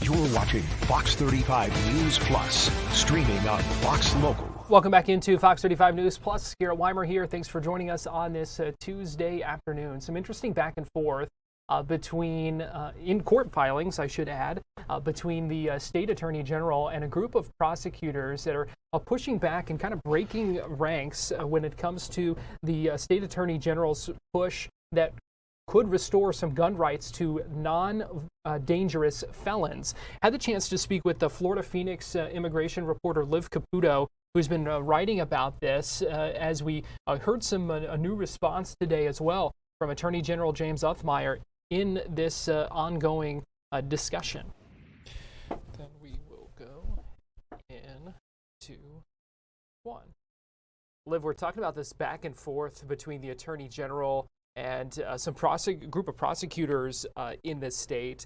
Talk to us about this court brief that was filed by the Prosecuting Attorneys Association and kind of what it says. It's pretty unique, actually, Garrett, for them to file something like this. It's a brief kind of asking to oppose the Attorney General's own brief. So a quick little background here is the Attorney General said, we don't think that non-dangerous felons should have their gun rights taken away. Florida's prosecutors, which is the Prosecuting Attorneys Association, it's made up of Florida's 20 elected state attorneys, 15 of whom are Republican. They then filed a brief in this case saying, actually, they shouldn't have guns. We do not want their gun rights to be restored because, quote, all felons are dangerous felons. And so it's creating this really unusual public divide between Florida's prosecutors and Florida's Attorney General on gun rights. It's really fascinating. And then just this morning, we heard Attorney General James Uthmeier weigh in on this again. Yeah, he's doubling down. I mean, he's not backing off. He's saying, listen, like, we don't want non-dangerous felons to not have access to guns. We're trying to expand the Second Amendment. We want someone who is not, quote, a threat to public safety to not be able to use their Second Amendment rights, though that's going up against what Florida's prosecutors are saying. So it's this really weird legal battle between these two entities that are usually pretty aligned. So how did we get here? What kind of brought us to this point? So in 2022, there was a case here in Tallahassee of this guy named Christopher Michael Morgan. He had already been convicted of a felony up in Pennsylvania for possessing a firearm without a permit. And then he came to Florida. He was then arrested for having a firearm in his car, which if you're a felon, you're not supposed to have a gun. So that case is going through the courts right now. Morgan is trying to get his gun rights restored. Initially, Uthmeier was the one prosecuting him and saying, no, you're not supposed to have gun rights. You're a felon. And then a few weeks ago, Uthmeier switched his position. He filed a brief saying, you know what? Actually, the Second Amendment should apply to these individuals. They should be able to have gun rights. He's not a violent felon. So, but then just a few days after that, we have the Florida prosecutors coming in and saying, actually, no, even though Uthmeier is siding with the man he was prosecuting, we think the judge should uphold Florida's current law, which bans felons from owning guns. And you pointed out there just kind of the strange partnerships in this, the strange bedfellows kind of that we're seeing in a number of different ways as this all plays out. Yeah, for sure. There's a weird triangulation going on here. You have Uthmeier siding with the man he was prosecuting, the Florida prosecutors opposing both of those people and saying, hey, judge, keep the law as is, ignore what Uthmeier is saying, ignore what the defendant is saying, and keep these laws in place. So where do things go from here, Liv? That's a great question. So currently the briefs that were filed on behalf of the Florida Prosecutors Association, that was essentially a motion to file further opposition. So we're expecting to see more briefs on behalf of both the Florida prosecutors and Uthmeier. I believe Uthmeier is going to take around 2 weeks, if not less, to file a response brief. If that does end up happening, that was mentioned briefly in the prosecutor's brief. So we're going to see a lot more court briefs being filed in this case on both sides, just to see this is really unique in Florida. We're not used to seeing these leaders, especially when they're dominated by the Republican Party, arguing over gun rights so publicly. So we need to keep an eye on this case, see what's going on. Are we going to end up allowing felons who have not been convicted of dangerous crimes to own guns again? It's a really interesting situation we have here in Florida. Are you surprised that the Attorney General decided to kind of wade into this issue? Oh, no, not at all. I mean, he's been very vocal on a number of issues, especially on Second Amendment issues. The NRA is a big, friend of his. So it's also an election year for the Attorney General. This is his first official election coming up. And while he doesn't really have any strong opposition, especially within the Republican Party and Democrat-wise, he doesn't have too much to worry about considering the political makeup of Florida. However, it's still an election year. You want to get your name ID up. You want to get as many issues through as you can. If you could get something like this through, that would be a huge win for him and a huge win for Second Amendment advocates. Last thing here, Liv, what should we be watching for as this kind of moves forward? I would say just watch for how the language gets between the two groups. Watch for the temperature. Watch for how the two individuals or two groups, if you will, kind of speak to each other through the courts. And then from a policy standpoint, watch what ends up happening with guns overall. Keep an eye on the legislature. Keep an eye on what could happen in terms of felons owning guns. Well, Liv Caputo with Florida Phoenix, we appreciate your time. Thanks for joining us here on Fox 35 News Plus. Of course, thanks so much for having me.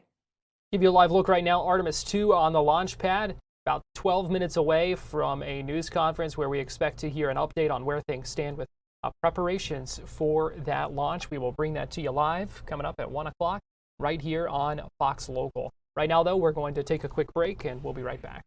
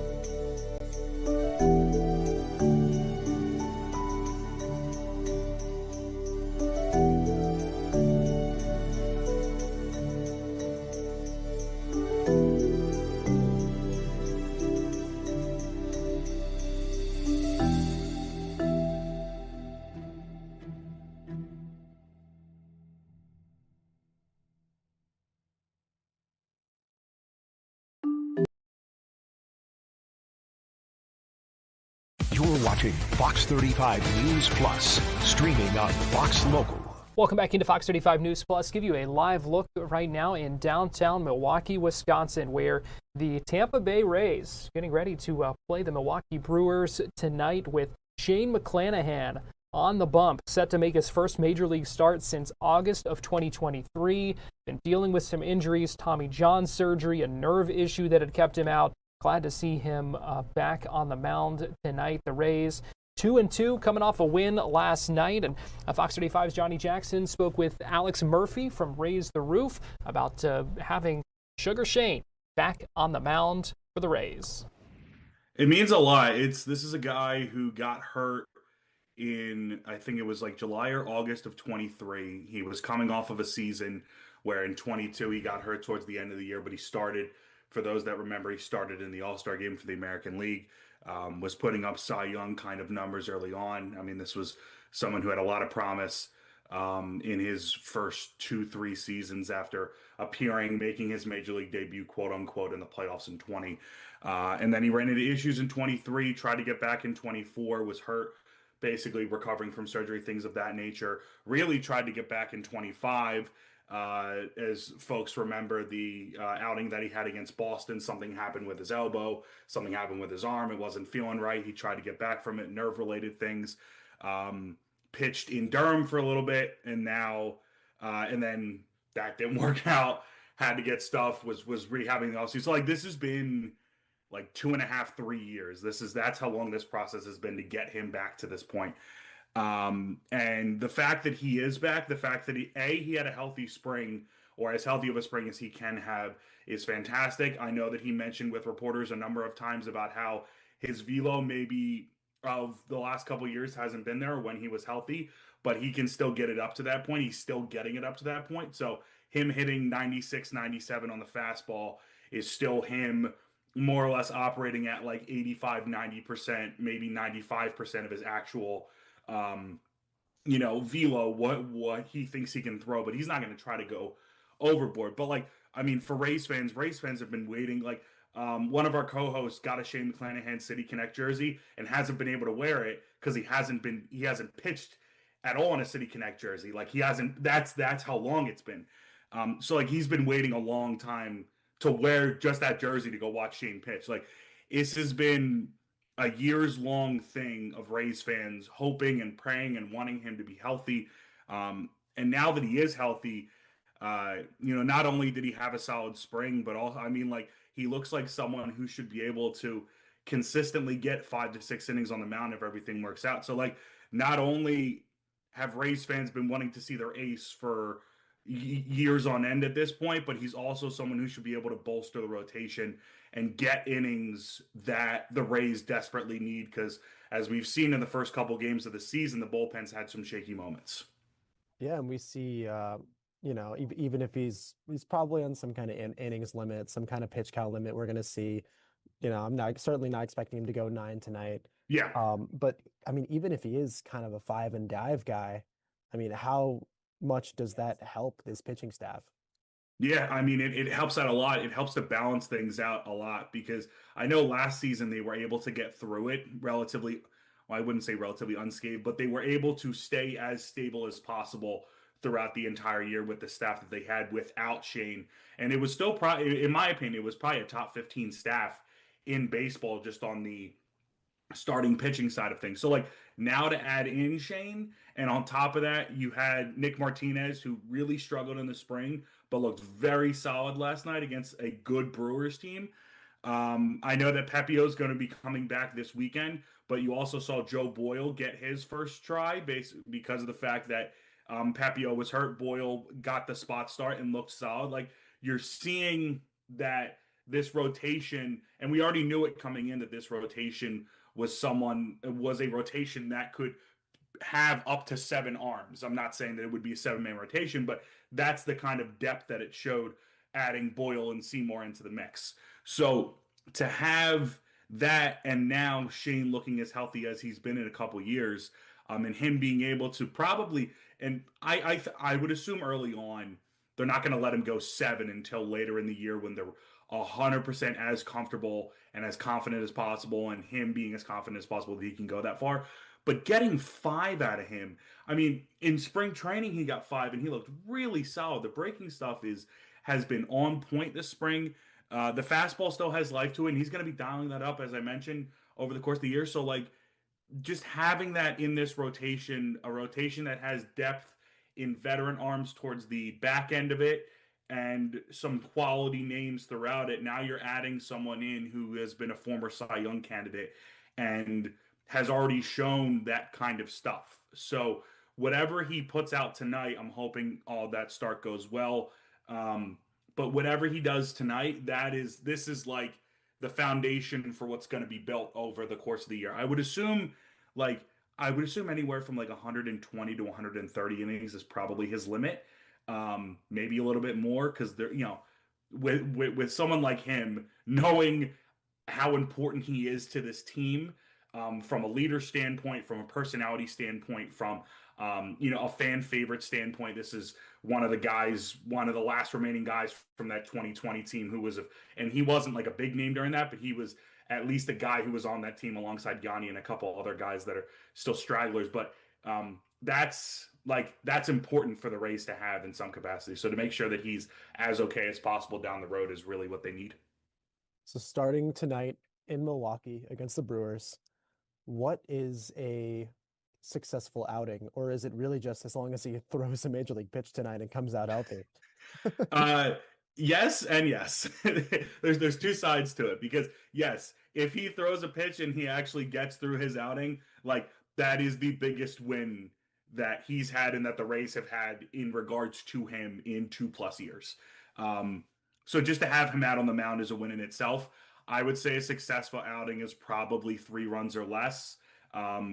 Like almost a quality start, but not quite there. Even if he gives up 4 runs, like, as long as he can limit the damage, if he keeps his pitch count down, like, off the rip, I would assume, because I haven't heard anything about, like, from reporters from Top Gun or Adam Berry or Ryan Bass or anyone like that who's in Milwaukee for the series, what's going on there. But I would assume his pitch count's probably going to hover between 75 and 80, or like that's his pitch limit. Maybe even as low as 70. But as long as, like, if he can get through 5, give up 3-4 runs or less, dial a couple strikeouts in there, keep Milwaukee's hitters as subdued as possible, that's a success. But him just pitching in itself is a massive success, is a massive win for this team. Alex Murphy from Raise the Roof. And that Rays Brewers game with McClanahan on the hill, 7:40 tonight, live from American Family Field. Here's another live look right now in Milwaukee. We're going to take a break here on Fox 35 News Plus while we're waiting on this Artemis briefing to begin any minute now. So keep it here on Fox Local, YouTube, and Facebook, and we'll be right back.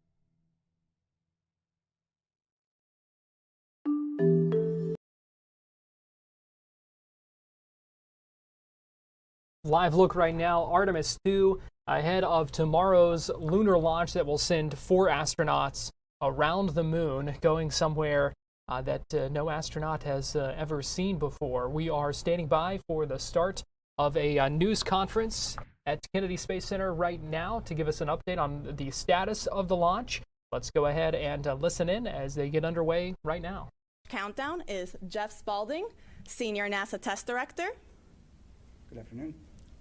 And Mark Berger, our 45th Launch Weather Officer with the Cape Canaveral Space Force Station. Thank you. They're going to provide some brief opening remarks, and afterwards we're going to take some questions from media here in the room as well as online. For those joining us over the phone, you can press *1 to ask your question. So without further ado, we'll kick it off with you, Jeff. Thank you. All right, and good afternoon, everyone, and welcome, and thanks for joining us today. We are a little over 29 hours from our opening of the launch window tomorrow, and I am very excited myself, and just coming from the firing room just a little bit ago on my way over here, talked to a bunch of members of the team, and I'll say, normally when we're in the firing room working over there, folks got their heads down and they're working and they doing all the business that we do of the space business, but I'll say there was a lot of smiles today, so felt really good about that. As the team is preparing, I think everybody's pretty excited and understands the significance of this launch. We did talk to the flight crew last night. We had a briefing with them. We had another one just a little bit before I went down to the firing room. We had another briefing with them. Last night was just to kind of go over the day of launch routine with them and kind of a refresher for ourselves and for them, and that went really well. They were in great spirits. And then we had another briefing today just to talk about how the launch countdown was going, and as we'll talk here in a little bit, it's been going really well. Let's see, since Charlie spoke to you yesterday, we've got quite a bit of work done. We started out yesterday, the first thing we do usually is fill up the sound suppression systems with water, and when we start working on getting the liquid oxygen, liquid hydrogen systems ready for our propellant loading that's coming up in the future. We did power up all of the vehicles. We powered up the Orion core stage as well as the ICPS yesterday. We did communication checks, RF checkouts on the systems, and then after that we got through all of that work. Then we went ahead and powered down the ICPS because there was no more work for them until later tonight when we power ICPS back up. But of course, core stage and Orion stay powered up through the remainder account. Today we got launch pad ground system configurations in work. We're doing closeouts in a number of areas. We're doing walk downs as we work through the pad to make sure everything is configured for launch. We're also in work on the late stow right now. We should be getting the Avatar and the bags that we're doing in the late stow going up. They were prepping them in the PTCR down in below the pad terminal changeout room, which is the area beneath the pad where we have some rooms, and getting those ready to go up, and they should be being installed as we speak.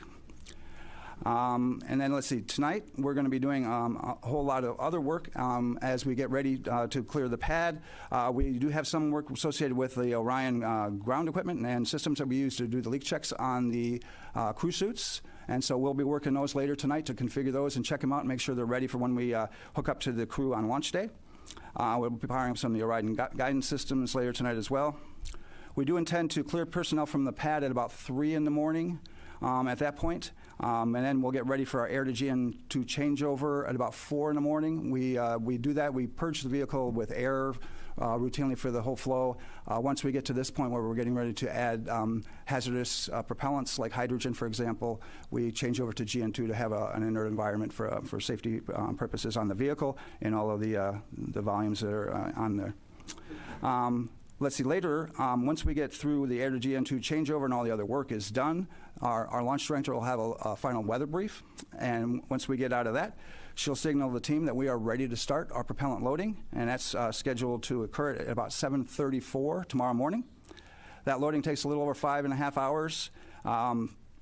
We'll work through that. As mentioned yesterday by the launch director, we have inserted some time in front of that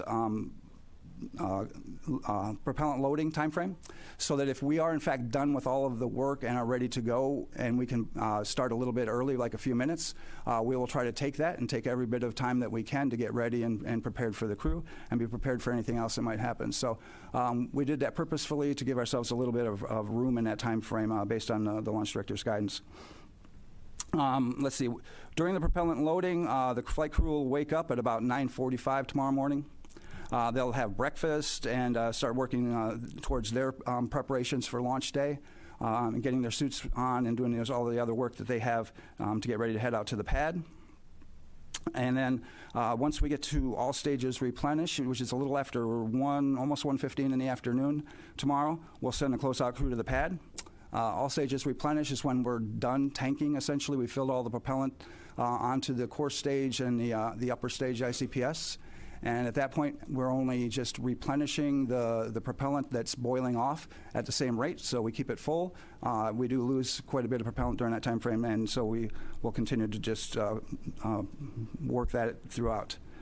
After that, we'll send the flight crew to the pad. They're going to head out a little before 2 o'clock.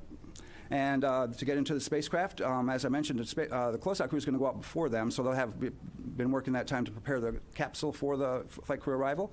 And then the flight crew will get out there, and then I'll work in the insertion portion, in which we're going to strap the flight crew members into the seats of Orion. And after that, we'll do the final closeouts in the crew module. We'll close the hatches. There's some pressurization checks we do and some other things and at the end. And then we'll clear the white room. And then get ready to get into terminal count. Our closeout crew clears the white room at about 5:30 tomorrow night. It's almost an hour before launch. That's our plan time. After that point, we'll finish the rest of the work and configurations that we can do remotely. And then, excuse me, we'll proceed into the launch team poll. And then after that, the launch director will perform her management poll. And then we'll get into terminal count for the last 10 minutes of launch countdown. So that's essentially the work ahead of us. And I would say that our team has been working amazingly hard through these weeks and months trying to get this vehicle ready to where it is. We've had some challenges. The team has done an outstanding job managing each and every one of those throughout all of this, through many different scenarios, through weather, through lots of different things that we've had to work through to try to get through all of this and get to where we are today. People are excited and ready to go on this first chapter on our way back to the moon since the 1970s. So we're very excited. So, Mark, over to you. Right. Thank you, Jeff.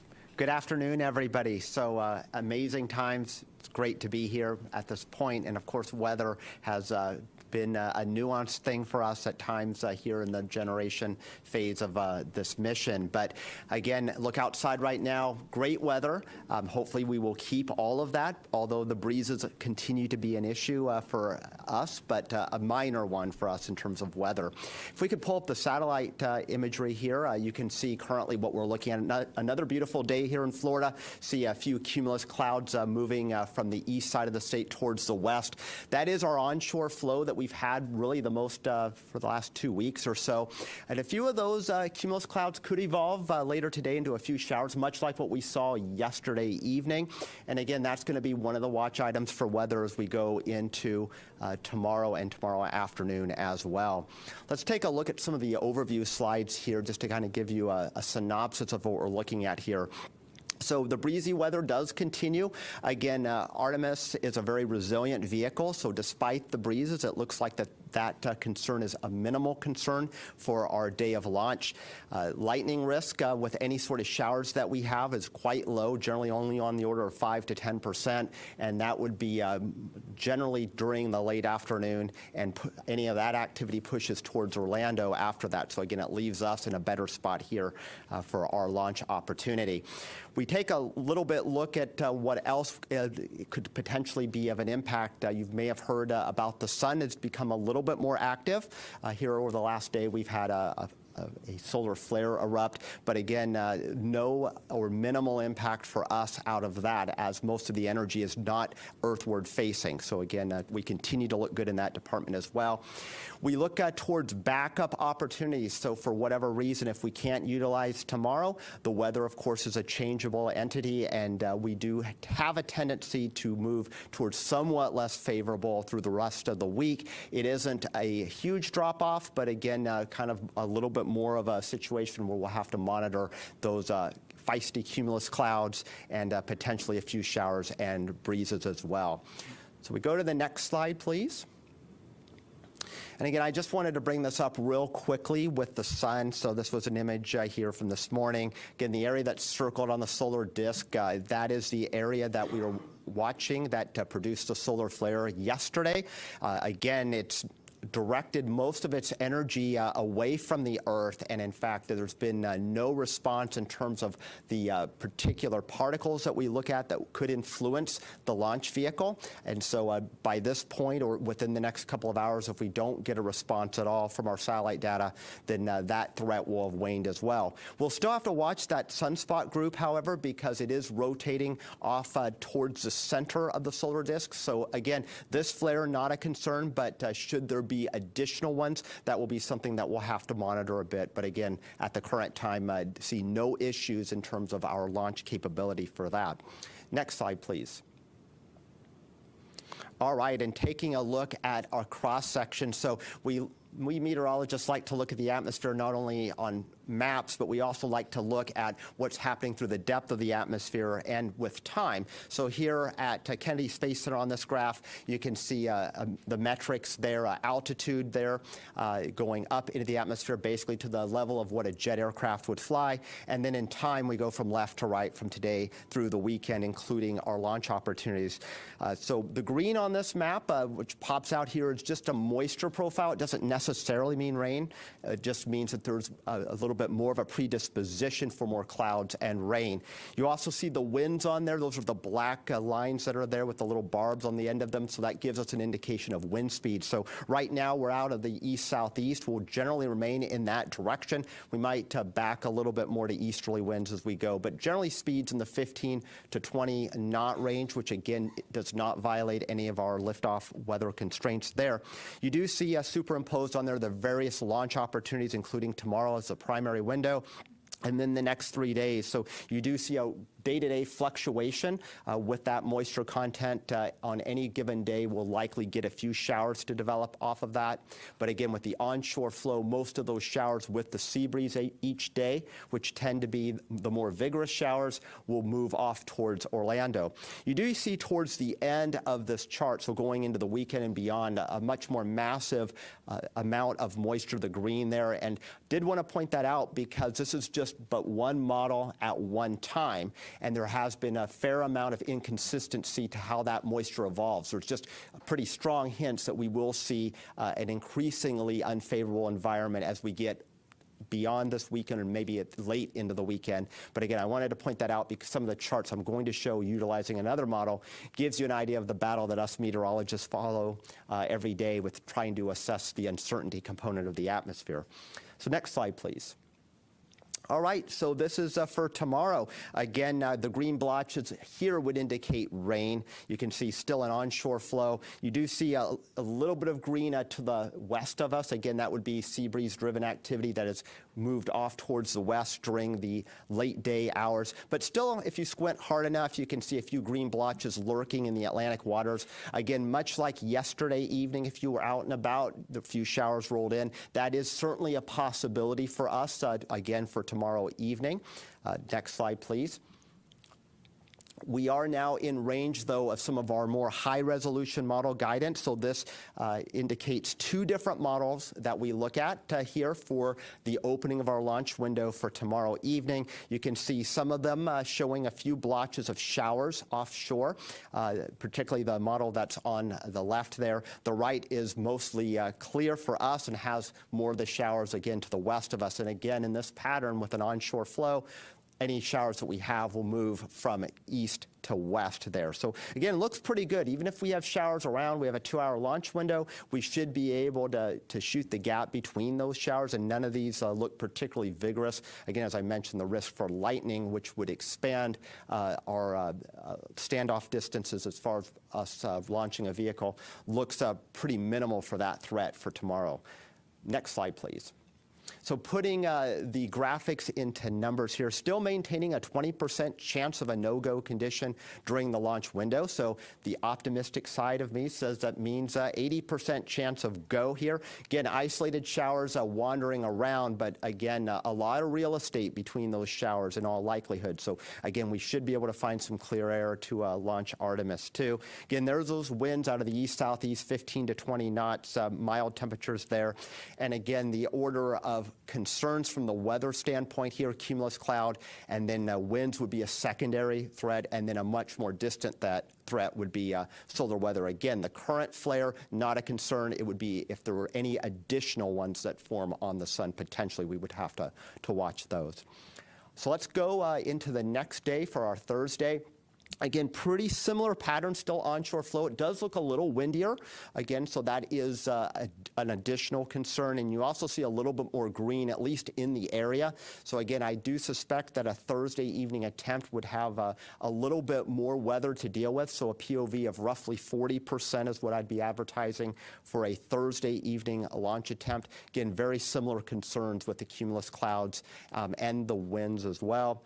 And then the next day, going into our Friday to close out the work week here, again, you see very similar pattern, winds still in that roughly 15 to 20 knot range, and easterly or southeasterly, and still some green blotches out over the ocean. So again, that's a hint that there'll still be enough moisture to generate some showers, but there does again look to be more breaks in that weather for Friday. So POV would go back down to 25%. So roughly in the same ballpark as tomorrow for Friday. Tomorrow still looks to be probably the most optimum day of the lot. And then finally, going into the weekend for Saturday, again, this is what I pointed out on that cross section in my earlier slides, is that moisture fetch that was shown later in the weekend on that model, you can see it's a lot closer to home as we go into Saturday. It's actually spilling some of that moisture in towards us. Again, this is probably the most aggressive model at that. So again, just part of that uncertainty component that we deal with when we have limited forward visibility going out a number of days. So all things considered, a Saturday evening launch attempt would definitely have to throttle the POV back up again. So right now about 30% or close to 1 in 3 chance of a weather violation on that date. So tomorrow looks to be the best. Other days hit and miss, but still pretty good. There's nothing here that is screaming a no-go for the entirety of the window for any one of these attempts. Thank you, Mark. We like to hear that. All right, we will now open up the floor to questions here in the room and also online. Just as a reminder to those joining us over the phone, you can press *1 to submit a question. All right, we will start with Bill Harwood. Hey, Bill Harwood, CBS News. Jeff, good to see you back here again from your shuttle days. It's been a while. I think for Artemis 1, there was something like 42, 41 COLAs, collision avoidance cutouts. What's the story for Artemis 2? There's a lot more stuff up in low Earth orbit than there used to be. Thanks. Yeah, there's quite a few more that we manage now, and part of that is how we're actually laying out the COLAs. We had combined a number of COLAs during Artemis 1 where there were small gaps in between them, and now we're showing all of the COLAs to give us more flexibility, if you will. Because when you have, when you combine those, it takes out larger chunks of time when you could have launched in one of those points between there. So if you had, say, 3 COLAs with a small period of time with it, and you combine them all, it takes out a larger chunk than leaving those gaps. And we're pretty good now during our trainings at being able to pick up the clock quickly and on the fly and hit those very narrow gaps that are in between all of these COLAs that we're dealing with now. So I think that it's definitely in our best interest to keep it where it is.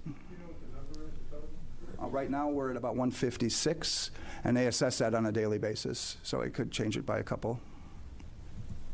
All right, we will go to Marcia Dunn. Marcia Dunn, Associated Press. How much wiggle room do you have to either halt the countdown or deal with a solar flare that is a big one and comes out at you like during the,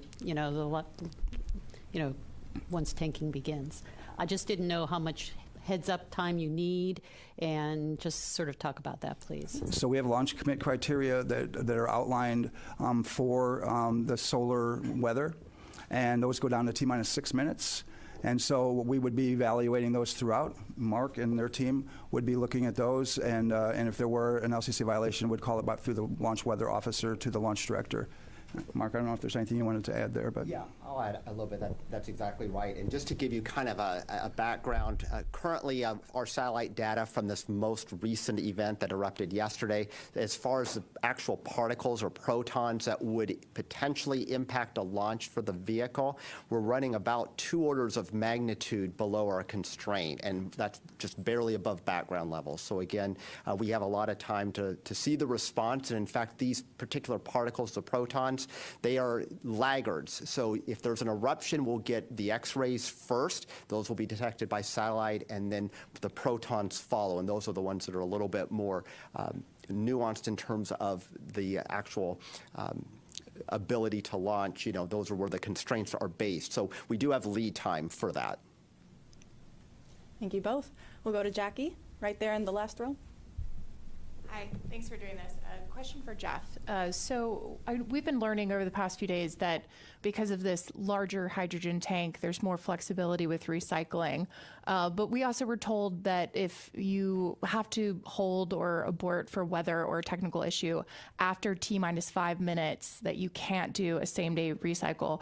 I was wondering, can you walk us through that? Why is that T-minus 5 minute mark significant? And would just love to hear more about what is and isn't possible during terminal count. So the main driver in a recycle is the amount of time that you have, because a recycle does take a fair amount of time. For us, it's about 75 minutes. If we've gone all the way through from 6 down to about a minute and a half, or even down to 33 seconds, and we've been in that time frame, it could take us as much as 75 minutes. It takes less than that the closer we are to 6 minutes, because that's when we stop actually topping off the tanks at that point, and we shut everything off and it's boiling off. And so, but the 5 minute constraint, it's not really a constraint there for us as to whether we can or cannot. We can do a recycle as long as there's enough time in the launch window to perform it. We can do a recycle all the way down.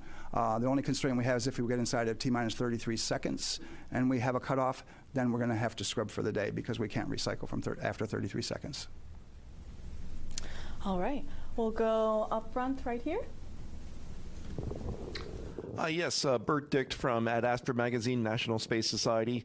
We often hear that about 400,000 people were involved with the Apollo program, and certainly tens of thousands have been involved with Artemis. As we get ready to the launch, I just want to recognize the workforce and see what's their mood as I know they're focused in their jobs, but how are they all feeling? Well, the people that I get the pleasure to work with and talk with are extremely excited. We have a large mix of young and more seasoned people like myself, and as such, everybody understands the significance of this mission, and especially the flight crew. But the team that I get to work with, they come in every day. And people are concerned sometimes that we are working so hard towards these milestones and things, but there really isn't. People love coming to work. They love doing this job, and that's why they're here, and they work through it every single day to get us to this point. I think everybody understands what our mission is, and that's to get back to the moon, and we're going to establish a presence there in the very near future.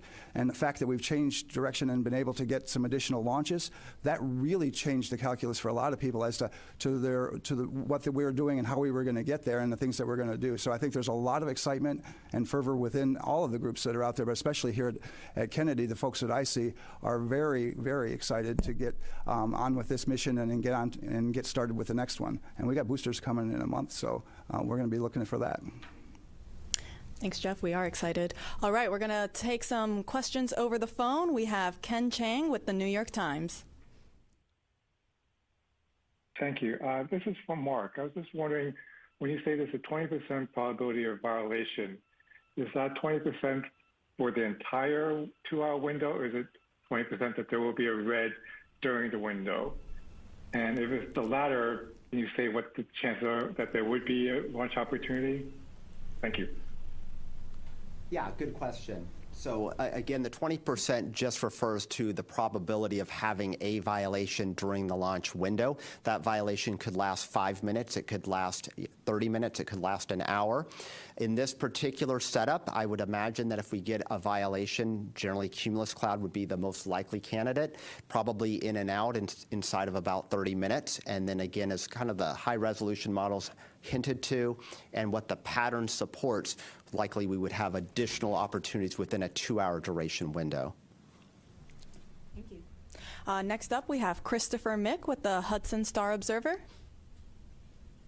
Thank you for the information today and for holding this briefing.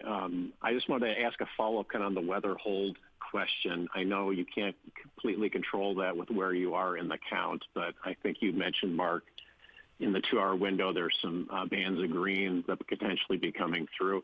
Is an optimal situation? Could you kind of walk us through? Is that like holding at 10 minutes and then you're waiting for that band to move through and proceeding on from the 10-minute mark? Is it at 20 minutes? Is there kind of a what are the opportunities for kind of being the best to hold at? As far as the holds go, we have very prescribed holds as to where we can hold. Generally, if we have a weather constraint, we're going to hold it T-minus 10 minutes. We won't pick up the clock from there generally if we have a weather constraint. If we are counting between 10 and 6 minutes, we can hold at 6.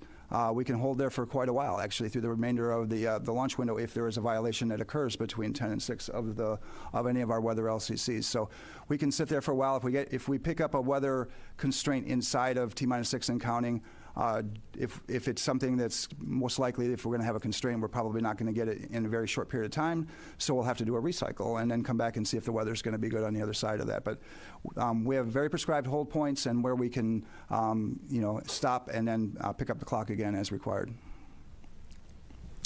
Thank you. We'll now take questions back here in the room. We have one here right up front with this gentleman over here. Hi, good afternoon. Tom Costello with NBC News. As you are now back on the pad, and of course in February you dealt with the issues on the wet dress and the tanking issues, what will be the earliest concerning signs you'll be watching for as you begin tanking tomorrow morning, assuming everything is going well, but you will clearly have your eyes very closely monitoring that tanking progress? What will you be closely watching for that there could be signs of trouble?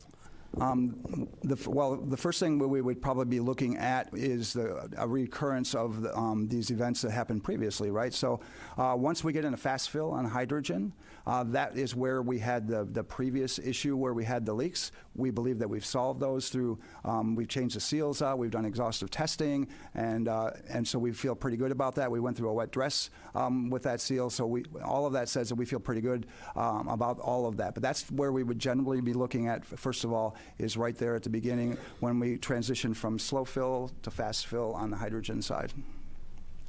Thanks. We'll take some more questions over here in the room. Let's go over to this side. We'll go right here up front as well. Hi, Sawyer Rosenstein with NSF. We talked obviously about the weather here at the Cape and around the area, but what about abort weather criteria? Can you go into what that looks like for the coming days, and also how often are you measuring it? How are you measuring it as well? Okay. Yeah, good question, and a complex one, actually. So the winds are obviously coming from onshore, and the whole point of in case of an abort is if we have to utilize that system, we do not want to have the Orion capsule land back on land. So there are particular thresholds, are really the component of the onshore wind that's exactly perpendicular to the coast. And so just getting a wind out of the east, southeast, the actual coastline is more oriented northeast. So we take only a fraction of that onshore component, which helps us out. Now, if the winds were starting to back, if we saw that indication on maybe one of the backup days that instead of them coming out of southeast, they were more northeasterly, we would unfortunately be exposed to a higher percentage of that onshore component. So we do look at it at a layer, not only at the ground, but all the way up through 4,800 feet. And to make that assessment, and it's an average speed through that layer, and we actually do have calculations to run that. But the decision point is actually from a balloon that is launched at L-3 hours and 10 minutes. We'll be providing the launch director already with assessments of the forecast well before then. But that L-3 hour and 10-minute balloon is really where we'll report the hardline data as to whether or not that component that is onshore northeasterly is actually in violation of the magnitude constraint of that. And then at that point, if that were to be the case, then we'd be continually advising the LD about what our expectations are. Subsequent balloons will be launched and will also give us a read for that. In addition to balloons, we also have the 915 megahertz sounders that we have, which also give us real-time assessments of what the wind direction and magnitude is. So we have a number of ways to address this. So even if we were to proceed deeper into the countdown, weather, of course, changes. And so the forecast component plus the actual hardcore balloon data and the sounding data gives us that ability to make a forecast and provide numbers. So it's possible at one point in the countdown we could be technically unacceptable for that low-level wind abort constraint, but then evolve to be acceptable or vice versa. Thank you, Mark. We'll go ahead and take then the person right behind him. Tim Dodd, Everyday Astronaut. Can you give us a quick little refresher on if we do go through an entire launch window tomorrow, and we might be holding for weather or whatever, we do have a 24-hour recycle capability for Thursday. Is that correct? And/or if that's not correct, what does the return around look like? And if we do burn up a 24-hour recycle, what then are we at 48 hours for the next attempt? Can you just run me through the full reset situation? Sure, and we generally would refer that as more of a scrub than a recycle, because our recycle is that time that we have a second attempt. But for our scrub plan, we have opportunities. Right now we're set up for 48 and 24-hour capabilities throughout. We have 4 launch attempts available to us in 6 days, and we'll take a combination of that. As mentioned yesterday, our launch director mentioned our sort of baseline or preferred method is to do a 48, then into 24, and then followed by 48, and that to set us up for LOX tankers. But there are a lot of other factors that come into that if, in fact, we have weather or other types of things that may say that second, if you wait 48 hours, those aren't good days. So there's a whole lot of factors that come in to that evaluation when we determine the date. We set up for dates, and then we adjust as we need to based on what happened during that kicked us out for the scrub or any other types of things. So, but we have capabilities for 4 attempts in 6 days, and I need to have a couple of 48-hour scrubs in there so that I can take tankers for the liquid oxygen system. Thanks. We'll now go to the other side. We'll go right up there. Hi, Robert Perlman with CollectSpace.com. There's a long history dating back to the Apollo era guys of pulling pranks on launch day with the launch team and with the launch team pulling pranks on the flight crew. And given that tomorrow is April 1st, I was wondering if, maybe without spoiling anything, if there's been any talk about that or whether there's actually been a decision to not do that and stay away from that. So I am not aware of any pranks that anybody intends to pull on the flight crew or in the launch team itself. So I think I'll just leave it at that. But I'm not aware of any, and I'm hoping that we just stay focused on the launch tomorrow. So that's our plan. Good plan. All right, we'll go to Ken Kramer over here. Oh, or to that gentleman instead. We'll get you next. Hi, Jeff Faust of Space News. For Mark, if there is another CME, solar event of some kind, how much time do you need between when it's detected to provide sort of the all clear or say that it is in fact in violation of conditions? I'll tell you that it really, solar forecasting makes terrestrial forecasting look easy. So, of course, the sun is, an entity that has almost a mind of its own. But the first initial indication is a surge in X-rays that arrive roughly 8 minutes after the event. But the protons, which are one of the constraints for launch, those lag some time. It could be in the order of a number of minutes to hours. And then potentially any sort of additional flare, of course, we'd be watching real time on satellite data. So sometimes those are pretty quick fuse or quick turnaround events. But oftentimes in this kind of situation, the spike would happen pretty gradually. So you'd see an uptick in those protons, and then eventually that would be a precursor to a more concerning surge.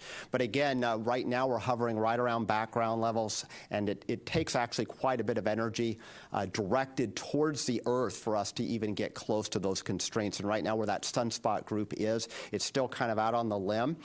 talking to the experts at NOAA's Space Weather Prediction Center this morning. They're the ones who monitor this and forecast this, though they're definitely more in that lane than I am. They also see kind of about a 55% chance that we would get an M-class flare over the next 48 hours. That's a lower level flare. Again, probably not a concern at all. And then a 10% chance over the next 48 hours of an additional X-class. But again, that doesn't say anything of how that energy is directed, which at this point, that energy will have a preference to not be directed towards Earth. In a few days' time from now, if we were to get another flare from that sunspot group as it rotates towards the center of the solar disk, that would be something that would predispose us to getting a little bit more of that energy. But as far as whether or not that's actually enough to trick a constraint, that's still a pretty high bar to reach. Thank you. We'll now go up front right over here. Hi, thank you for doing this. Ken Kramer, Space Up Close for Jeff. Tell me, I'm very interested to know about the LOX and the hydrogen testing that you're doing. You mentioned you're doing a little bit, I think. Can you go into some detail? What are you doing to ensure the best possible outcome so that we don't have any leaks, especially of hydrogen? Well, that was essentially the purpose of, excuse me, our WDR2 as we went through that. And then likewise, we had done it. Yeah, out of the pad. When we're back, we do a number of different leak tests and pressurization tests and decay checks and those types of things throughout the system. We do more of those when we get to the pad. After we hook up the systems at the pad, we test the system from end to end for the same types of things. As far as on the liquid oxygen or system and on the liquid hydrogen system, both, we do what we call dew points, meaning we purge those to the point where we want to make sure that we have no moisture in the lines or at an extremely low level so that you don't have potential icing in the system. So we do all of these different things to make sure that the system is going to behave in the way we expect it to on launch day, and we've accomplished all of that to date, so we should be good. Thank you. We'll now take some questions over the phone. We have TJ Mascaro with the Epoch Times. Good afternoon. Thank you so much for taking the time. My question's for Mark. Can you please give a bit of a refresh about the cloud violations and the concerns behind them? Yeah, indeed. So Cumulus Cloud, which is the one that we're talking about here, and that's one of the Lightning Launch Commit criteria, that's actually the most commonly violated here on the east coast of Florida any time of year.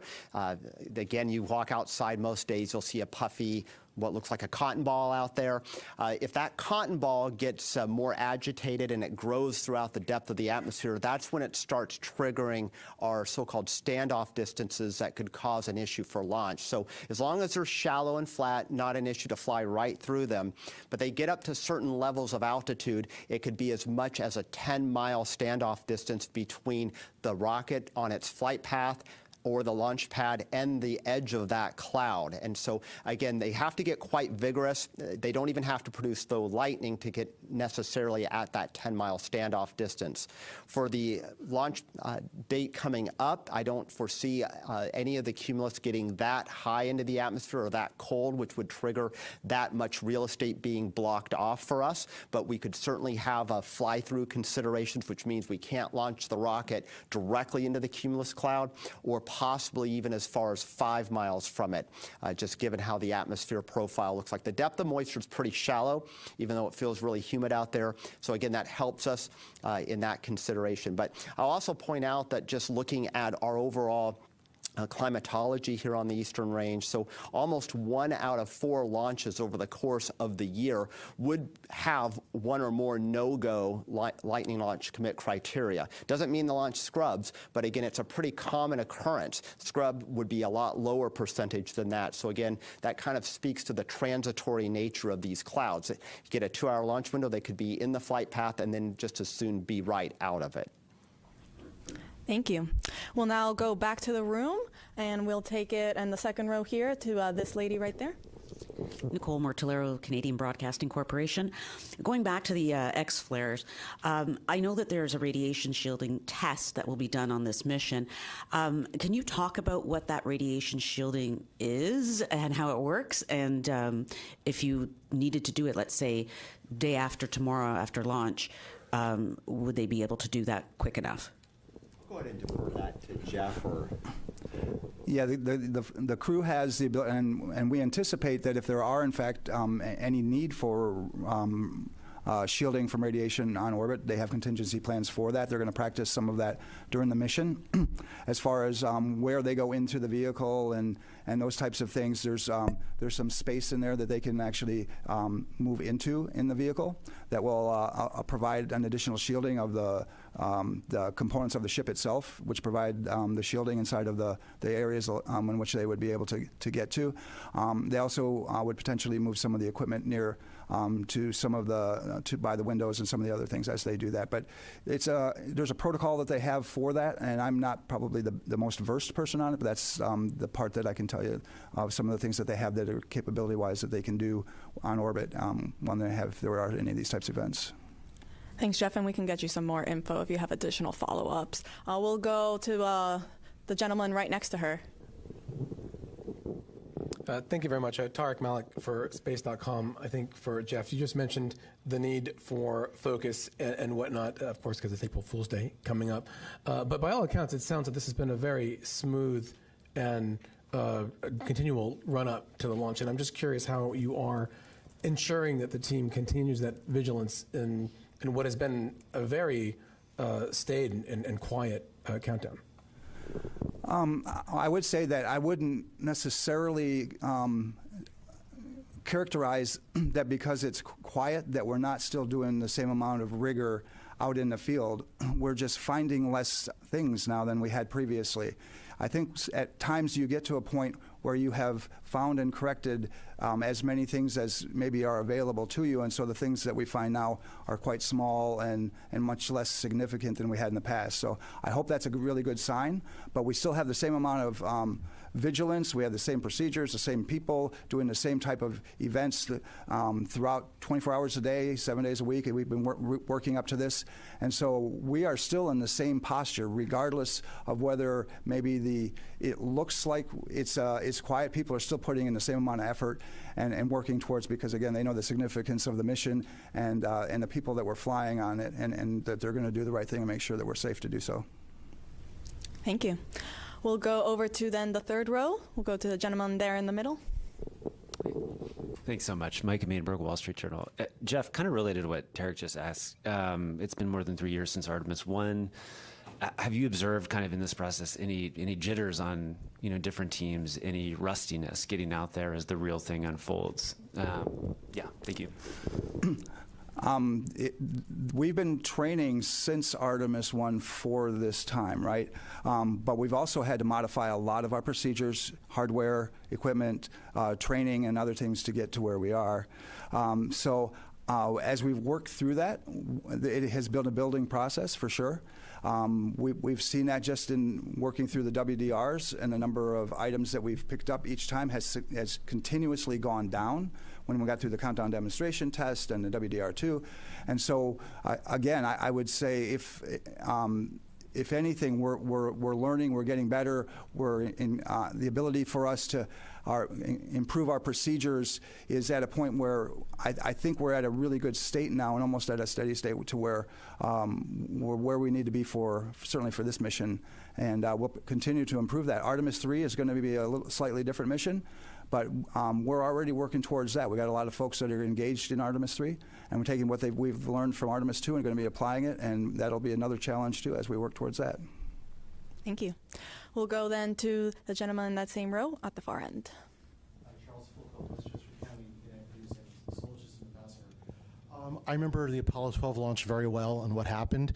Is there a concern that the booster might lose its guidance if there's a similar lightning strike, or the spacecraft might lose its platform, like what happened in Apollo 12? And if so, what are some accommodations for that?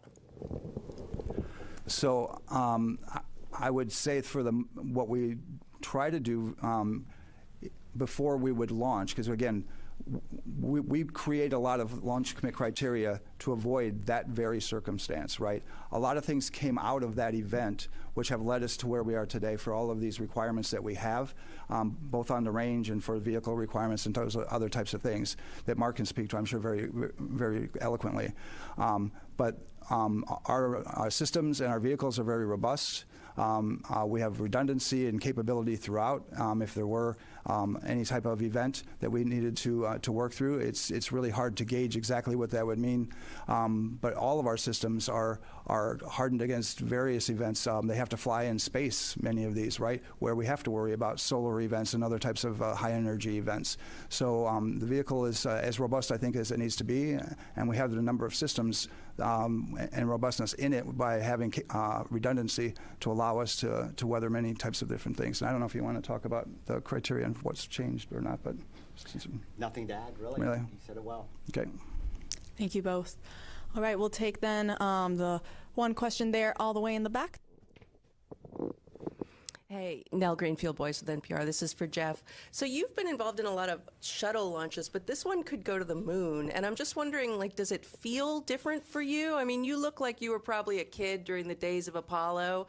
Like, would, 10-year-old you have thought that you'd be involved in a moon launch like this? Do you think about that at all? Or how does it actually feel? I mean, there's all the things you got to check off and do, but are you guys thinking about the moon? Have you been looking at the moon at night and thinking about that at all? I'll just say from my personal experience, I have, right? I try to walk every day in the morning, and I look up at the moon quite regularly, thinking about this mission and the upcoming missions that are going to be coming right downstream. So I'm really excited about this. I'm excited going to the moon. I'm excited about establishing a presence there. It's something that I have had a desire for a great many years, and then to get humans back out to Mars as well. That's another thing that I had. Fortunately, I had the ability to work on some of the studies that we did in the 90s on the Mars missions and things. And so I have been looking for human exploration of the solar system for a very long time. And it's part of the reason that I'm actually still here is to continue to put humans into space and to get us back into this launch mode that we are, so that we can continue to explore and establish a moon base, and then continue to work towards getting to Mars. Thank you. We'll go to the other side. We'll go right here in the second row to the lady right there. Hi, Brandy Campbell with Fox Weather. I have a question about weather, of course, from Mark. Just with your past experience with issuing these forecasts, when you have a similar forecast to what we are dealing with, that 20% chance of a weather violation, do y'all normally get through that 2-hour window, or just the window, and have a successful launch? What have you experienced in the past? Well, of course, the forecast is perfect, so it's a 1 in 5 chance of us getting a weather violation. If we look at all the data over time, it comes out to being pretty close. But again, each countdown is different, so sometimes there's 20% that end up being no-go the entirety of the launch window. There's others, and most of them don't have a violation. So pretty close to that 4 in 5 times. And again, in a pattern like this where we have a moist onshore flow, I would be definitely thinking that we'll probably have showers around. Whether or not they get into the flight through path of the rocket, that's a whole other story. We're good because this time of year and this pattern doesn't lead to a lot of robust thunderstorms, so that does help us. It also eliminates a lot of lightning launch commit criteria, so that works in our favor as well. Thank you. We'll go over there to the gentleman in the blue shirt, the blue collar shirt. Hi, Pedro Palota from Space Orbit Brazil. You talk a lot about the weather for launch, but I would like to know about the weather for splashdown, and if is there a chance to move the launch day due to a bad weather for the splashdown. I know we are a lot of days for the splashdown, but the weather can improve or get worse. So I want to understand what is the backup scenario for that. Do you want to talk the weather first? Okay, yeah, I can speak a little bit to the weather. So we're not, at the 45th Weather Squadron, we're not specifically issuing a forecast for the ascent corridor or the Pacific here. We do have a team of forecasters that will be deployed out to the Pacific for the recovery. So they'll be watching that as well and assisting in all of that. But really for us here on day of launch, the only thing downrange that we're really looking at other than thunderstorms and the associated clouds and the lightning launch commit criteria would be what those low-level Orion abort winds would be on that corridor. We have colleagues out in Houston, Space Flight Meteorology Group, that are assessing risk profiles going out across the Atlantic on ascent far beyond the Cape. Jeff, I'll let you speak to the rest of it. Yeah, and the flight team is part of that assessment that would be done on day of launch about the capabilities that we would have both for any kind of contingency landing, an abort once around, or any type of other event, and that folds into the launch day decision process as to whether we're going to make an attempt or not. We do have quite a bit of flexibility based on weather in the Pacific for those various scenarios. But that is essentially a launch day decision and would be part of the overall decision on whether we tank or whether we launch based on that weather criteria that coming out of the flight control team. Thank you. We'll go to the gentleman there in the back, to Stephen Clark. The Stephen Clark, yeah. So I am Stephen Clark with Ars Technica. Following up on that last question, have you heard anything from SMG about how the ascent corridor is looking? I know that's not within your responsibility, but what are you hearing about the downrange weather in the Atlantic? And also for Jeff, just want to make sure, I know the trajectory and the azimuth changes day to day. Does it actually change like minute to minute within the launch window, and how do you manage that, if so, with different conditions at different azimuths? Thanks. Yeah. So yeah, the azimuth does change, minute by minute. Luckily, it's a fairly small slice, so that was something we dealt with Artemis I as well. That impacts us because, of course, from a radar and launch lightning commit criteria, that sort of thing, we have to use those trajectories to decide whether or not a cloud would actually pose a threat wherever it is during the actual countdown. What was the first part of your question, please, again? Sure. Just what are you hearing from SMG about the ascent corridor? Oh, yeah, sorry. Right now, weather appears to be very much go. The threat that I saw in the last was under 9% total along the total ascent corridor. So that's really good. And in fact, the other aspects show decent weather continuing through a lot of the launch period. So having high pressure set up across the North Atlantic this time of year works in our favor. Thank you. We'll go over to Ada right there. Hi. Is there a defining moment in the countdown when the reality sets that humans are returning to deep space, and how do you experience that as a leader in this mission? So for me, once we get inside of 10 minutes and counting, that's where it starts, because we all on the launch team at that particular point know that it's become real for all of us. We also know that we all need to be prepared to do everything we can to continue through that or to take any action that would be required. But it really starts to get real for me when we're inside of 1 minute. And when we're inside of 1 minute, to me, I feel very confident and very hopeful that we're going to go. But that's when the first time I think I ever actually think to myself that we really are going to make it that day. Because I'm always thinking about what's going to not let us go, right? Because that's part of my job, is to stop the clock if we need to. So when we get inside of 1, it doesn't mean that we're free, because that's really a dangerous time as well. But that's when it really starts to hit home that we really got a shot at making it today. And I know a lot of people are thinking the same thing, because you can hear a pin drop in that firing room as you count from 10 down to T0. And then after that, though, it may get a little bit noisier at some point. But thank you. All right, we'll go back to the phone. We have Kenneth Chang with the New York Times again.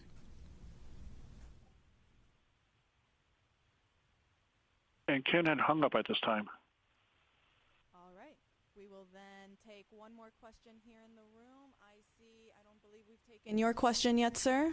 Hi there. Dominic with the Globe and Mail. I wonder if you could just say something about the closeout of the capsule where backup crew members are going to be in the capsule. I think that's this evening, but could you clarify that part of the operation? We have 2 time frames when we'll have the backup crew members, and we'll have 1 at each of the intervals. When we're doing the final closeouts of the capsule before tanking, we'll have one of our astronaut support personnel in there working final configurations for the crew, switch list, and a few other things at that point. And then on our actual closeout crew team, it's a 5-person team, we do have another backup crew member. Andre's on that one, and Jenny's on the first one. But he'll be on that team, and he is responsible. He's one of the 2 people. We also have an insertion technician, Bill does that work, that is responsible for strapping the flight crew in during that time frame and getting the crew module all set up at the very, very end. And then when they're done, they come outside, but he'll be inside of the capsule during that time. The flight crew insertion at the end takes about 30 minutes or so. Once the flight crew's there, they do a little work before that, so he'll be in there before that time frame as well. And at the very end, yeah, it's pretty good to watch what those guys are doing. Thank you. I don't see any other hands in the room. All right. Well, then with that, we will wrap up today's briefing. Thank you to our panelists for taking the time to answer all of our questions, and to the media here in the room for asking your questions. Artemis II is scheduled to launch at 6:24 p.m. Eastern Time tomorrow from Launch Pad 39B. That's the opening of a 2-hour launch window. You can watch our 24/7 live coverage beginning at 7:45 a.m. And you can, I think, see on your screen below how to watch nasa.gov/ways to watch. Thanks, and go Artemis. So that's a NASA news conference wrapping up, where they answered a number of questions over the past hour, talking about how the launch countdown is going, saying it is going really well right now, and that conditions weather-wise are an 80% go for weather. So everything looking good so far for that launch, scheduled for 6:24 p.m. tomorrow evening. We will have much more coverage of Artemis coming up tomorrow all day long, starting with Good Day Orlando, throughout Fox 35 News Plus and Florida Live here, and then into our evening newscasts as well. So we are getting ready to take a break here on Fox 35 News Plus, but we'll be back at the top of the hour. We'll welcome in our audience for Florida Live, and we will have much more live streaming news coverage. So keep it right here. In the meantime, you can vote on our poll where you're going to be watching the Artemis launch tomorrow. It looks like most of you saying you're going to be watching it from home, and give you a live look at Artemis II on the launch pad at Complex 39B. Keep it right here. We'll be right back.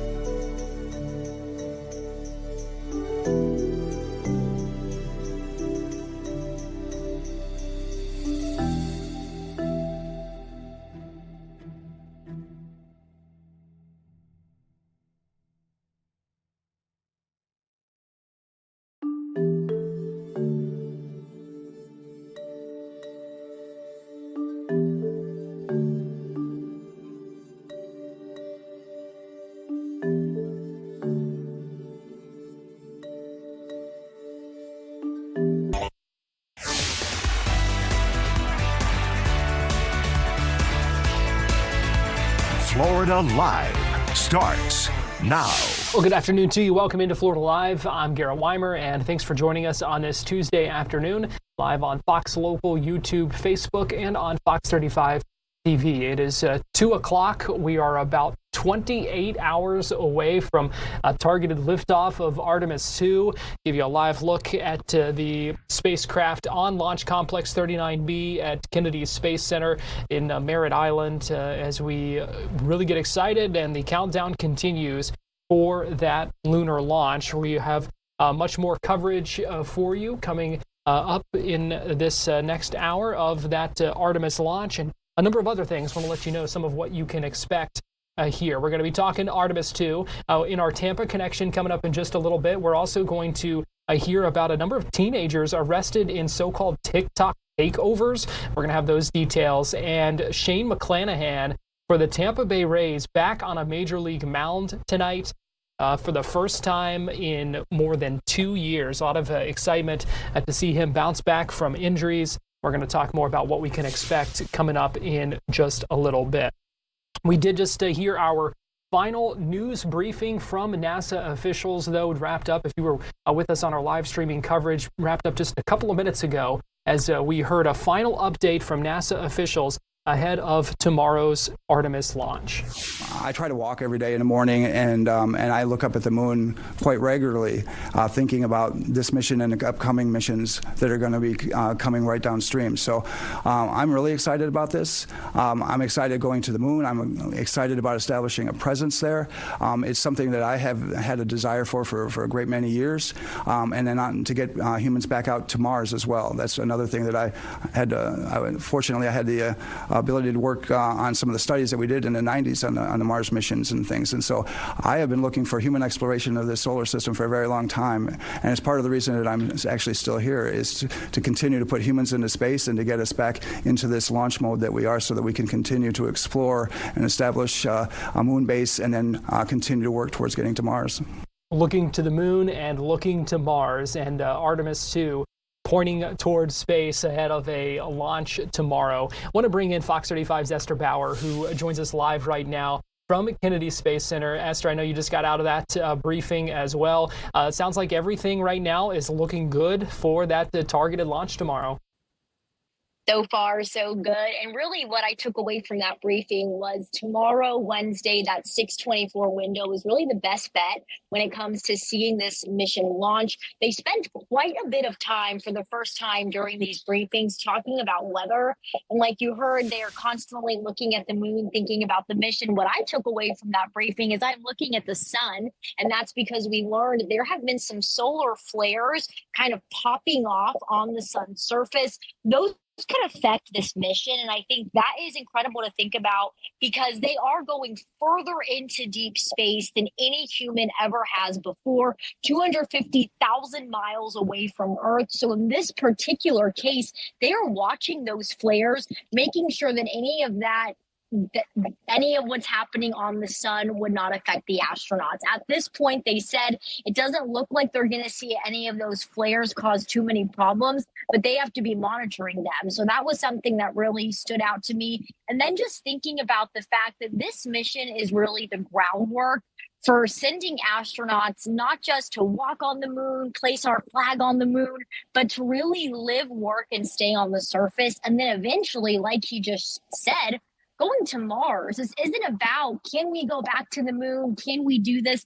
NASA, the scientists we've been speaking with said that's not what we're trying to investigate with this. We know we can do this. We've done this several times, but what's different is we're using the moon as a launching pad to eventually get us to Mars. So all the conversations that we've had here at KSC has really been surrounding that new framework of, hey, we don't want to go sometimes to the moon. We don't want to launch every 3 years to the moon. We want to be launching consistently, getting these missions to the moon, and eventually getting astronauts to stay on the surface.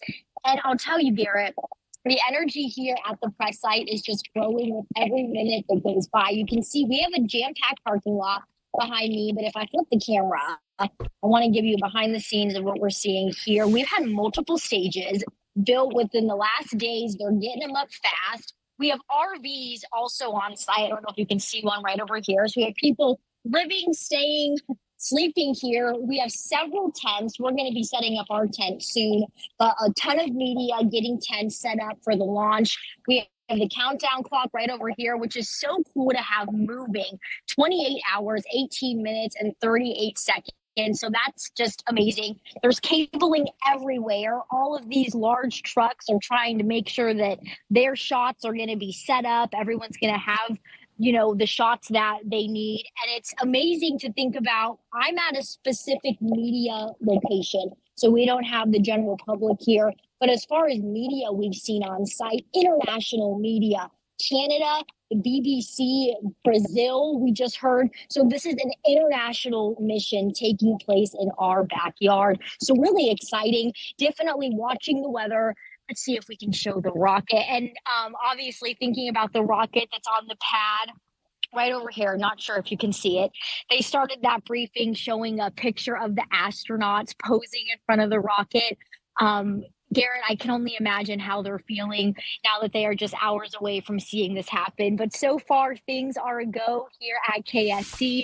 We will be tracking every detail closely. We will be keeping you posted, but so far so good here for launch day set for Wednesday at 6:24. And also good news, this is not an instantaneous launch. They have a 6:24 through 8:24 window to launch, so that will give NASA time. It'll give the weather time. Hopefully all things will work out for Wednesday. Yeah, let's hope so. I'm glad you mentioned the energy there, because I feel like we can feel the buzz here. So I was wondering what it was like there. And you know, you mentioned the crew too. I can only imagine what it's like trying to get a night's sleep tonight, knowing what's going on tomorrow. You know, this crew is incredible. They were picked because they were seen in NASA's eyes as the best for the job. And what I've really taken from this crew is they are calm when there's chaos. So I think that they're probably doing pretty well just because they are so well trained. They look at this as this is a mission, not about me, not about us going to the moon, but they know that NASA has chosen them for this extremely critical role. So I think we're probably struggling to sleep more, and maybe their families are struggling to sleep more than they are, because they are so laser focused on this, on what their role is, and on completing this hefty goal. Well, Fox 35's Esther Bauer, we appreciate you joining us live from Kennedy Space Center today. We'll be checking with you again tomorrow for our extensive coverage here on our live stream, so we appreciate it. Sounds good. See you soon. Yeah, a lot of excitement for that. And actually earlier today I had the chance to speak with Dr. Sharon Cobb, who's the Associate Program Manager of NASA's SLS program, about what this launch means, what it does, and the road to get here. Can't really describe it any other way than beyond excited. Our teams have worked so hard to prepare the hardware, to have all of the training in place, and so the Space Launch System is ready to go. We're going through our startup procedures today and very excited about the opportunity to launch the first crew on the Artemis II mission.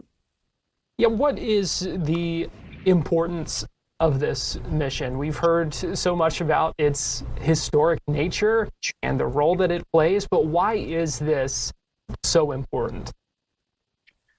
This mission is just the beginning of a golden age of exploration. So we'll start this mission by testing out some of the systems that are required to send humans back to the moon for the first time in over 50 years.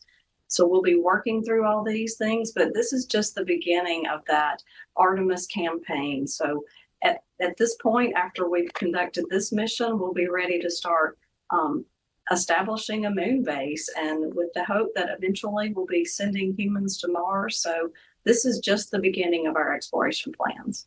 And this is considered a test flight. And so what are some of the main goals and the main things that you're hoping to learn from the SLS rocket and the other things here as part of this mission? Well, we'll be testing and looking at all the data that comes off of those systems as we go through launch. We've made a few changes to the rocket to improve its performance as we go through this mission. But once we've completed the rocket part of the mission, then the Orion crew will be testing out many of their capabilities in that capsule. So they'll be looking at their environmental control and life support systems. They'll be looking at rendezvous and docking and getting prepared for future missions. Yeah, let's talk about some of those future missions. We've heard about this moon base that NASA wants to build. Talk about why that is a goal, why that is so important now for the future of space exploration and space travel. Well, if you can imagine the complexity and all of the components and hardware and equipment and infrastructure that you would need for humans to live on another planet, those are the kind of things that we have to test out and try on this moon base before we're ready to send humans. So we'll be sending lunar rovers, we'll be putting the infrastructure in place. It's a phased approach.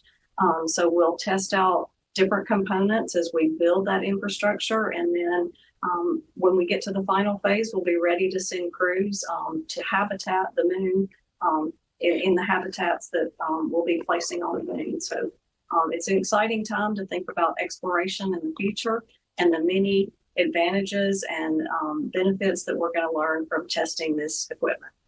And we heard in that clip that we were playing right before we had you join us, we were hearing Victor talk about some of the training and how things might be similar or different. What is the training like to get ready for something like this? Well, these crews have been training for years on all of the operations, all of the hardware, trying to understand exactly all of the things that they will need to do on this mission. But it goes so far as to understand the elements of the space launch system as well, the engines and how they work. And so they'll know every detail as they go through this launch, and they'll know to anticipate what's coming next. And so they've gone through extensive training. They've also looked at what their operations will be on trying to dock with once the interim cryogenic propulsion phase has been deployed. Then they'll look back at that and they'll try to do some proximity operations movements that will mimic what they will do in future missions.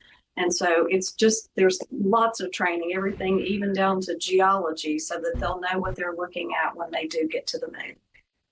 We know the zero-G indicator is RISE, a mascot essentially that's kind of modeled after that iconic Earthrise shot. And so I'm curious, we have seen those photographs from the previous Apollo missions. This mission is really going where no one has gone before. And so what are these astronauts going to see on their journey around the moon? Well, they will see things that the human eye has never seen before. There'll be an opportunity for them to fly around the backside of the moon, and that's something that we've never been able to do before with humans. And so they'll be looking at those images. They have a whole host of new cameras that have been put on this mission, so they'll be able to look in great detail at what they're seeing on the backside of the moon, as well as looking back at the Earth and seeing the planet that we live on. And it'll just be an incredible experience. They also have their cell phones with them, so they'll be taking their own pictures and be able to share that experience when they come back. And as they are in the moon's orbit there, how do they end up getting back home? So that's a fascinating question. We'll be using a gravity assist mechanism. So they'll go out past the moon, and then as they get just beyond the moon's gravity will pull them back in and return them to an elliptical orbit that will help them get back to the Earth on a much lower fuel profile than they would normally need. So it's a really neat, clever way to reduce the amount of fuel that's needed and still get the crew back very safely. Fascinating stuff. Last thing here, Dr. Cobb, just what would be your message to folks out there about why this matters, why they should care about this mission? This mission is so important to the nation and this country for so many reasons. There are people across this country that have been intimately involved in producing the smallest piece of hardware that's gone into this mission. So this whole country should be proud of the team, of the ingenuity, of all the people that have been involved in this and what it means for our future. We're embarking on this golden age of exploration, and the things that will come from these missions will change the textbooks for the future. Dr. Sharon Cobb, Associate Program Manager with NASA's SLS program. We're going to take a break here on Florida Live, and we'll be right back.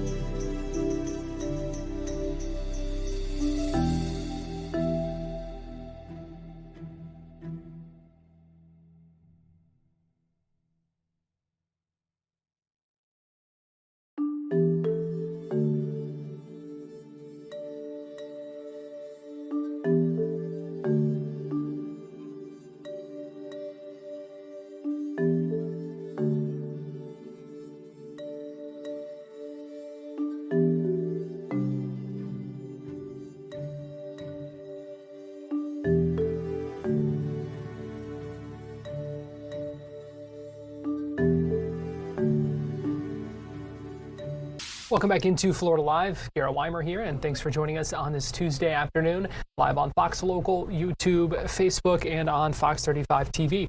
Time now for our Tampa Connection, where we take a look at some of the big stories in the Bay Area. Going to bring in Fox 13 senior content producer Nancy Gay, who joins us live now from Tampa. And Nancy, good afternoon. Good afternoon, Garrett. Well, Governor Ron DeSantis was in Tampa this morning signing 2 bills into law. Now, both of these bills are aimed at protecting children and also increasing penalties for predators. The first piece of legislation he signed is known as Missy's Law. It's named in honor of 5-year-old Missy Mogul. Authorities say Missy was tortured and killed by her stepfather, Daniel Spencer, while he was out on bond awaiting sentencing for a different crime involving a minor. Governor DeSantis criticized the judge in that case for refusing to revoke the suspect's bail after his conviction. Now, under this new law, any person who is found guilty or pleads guilty to a dangerous crime must be remanded to custody immediately. The law eliminates the possibility of bond while the offender awaits sentencing. During the press conference this morning, the governor called on the Florida House of Representatives to impeach the judge involved in that case, arguing that judicial accountability is necessary to protect the public from the criminal element.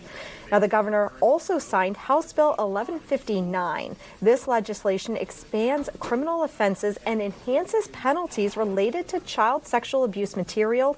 The bill establishes minimum mandatory prison terms for certain offenders and creates a life felony for the aggravated exploitation of a child under the age of 12. It also addresses the emerging technology by criminalizing the use of computer-generated sexual abuse materials. Florida's Attorney General James Othmeyer also joined the governor this morning, noting that child predator arrests have tripled since he took office. Othmeyer issued a stern warning to offenders, stating that Florida will use every available resource to go after those who seek to exploit children. Garrett?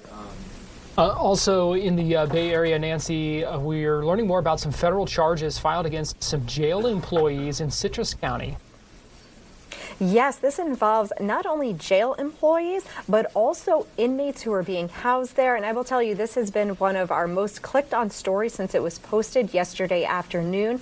Now, this involves an 18-month investigation that began when a federal inmate was caught with a banned cell phone inside the Citrus County jail.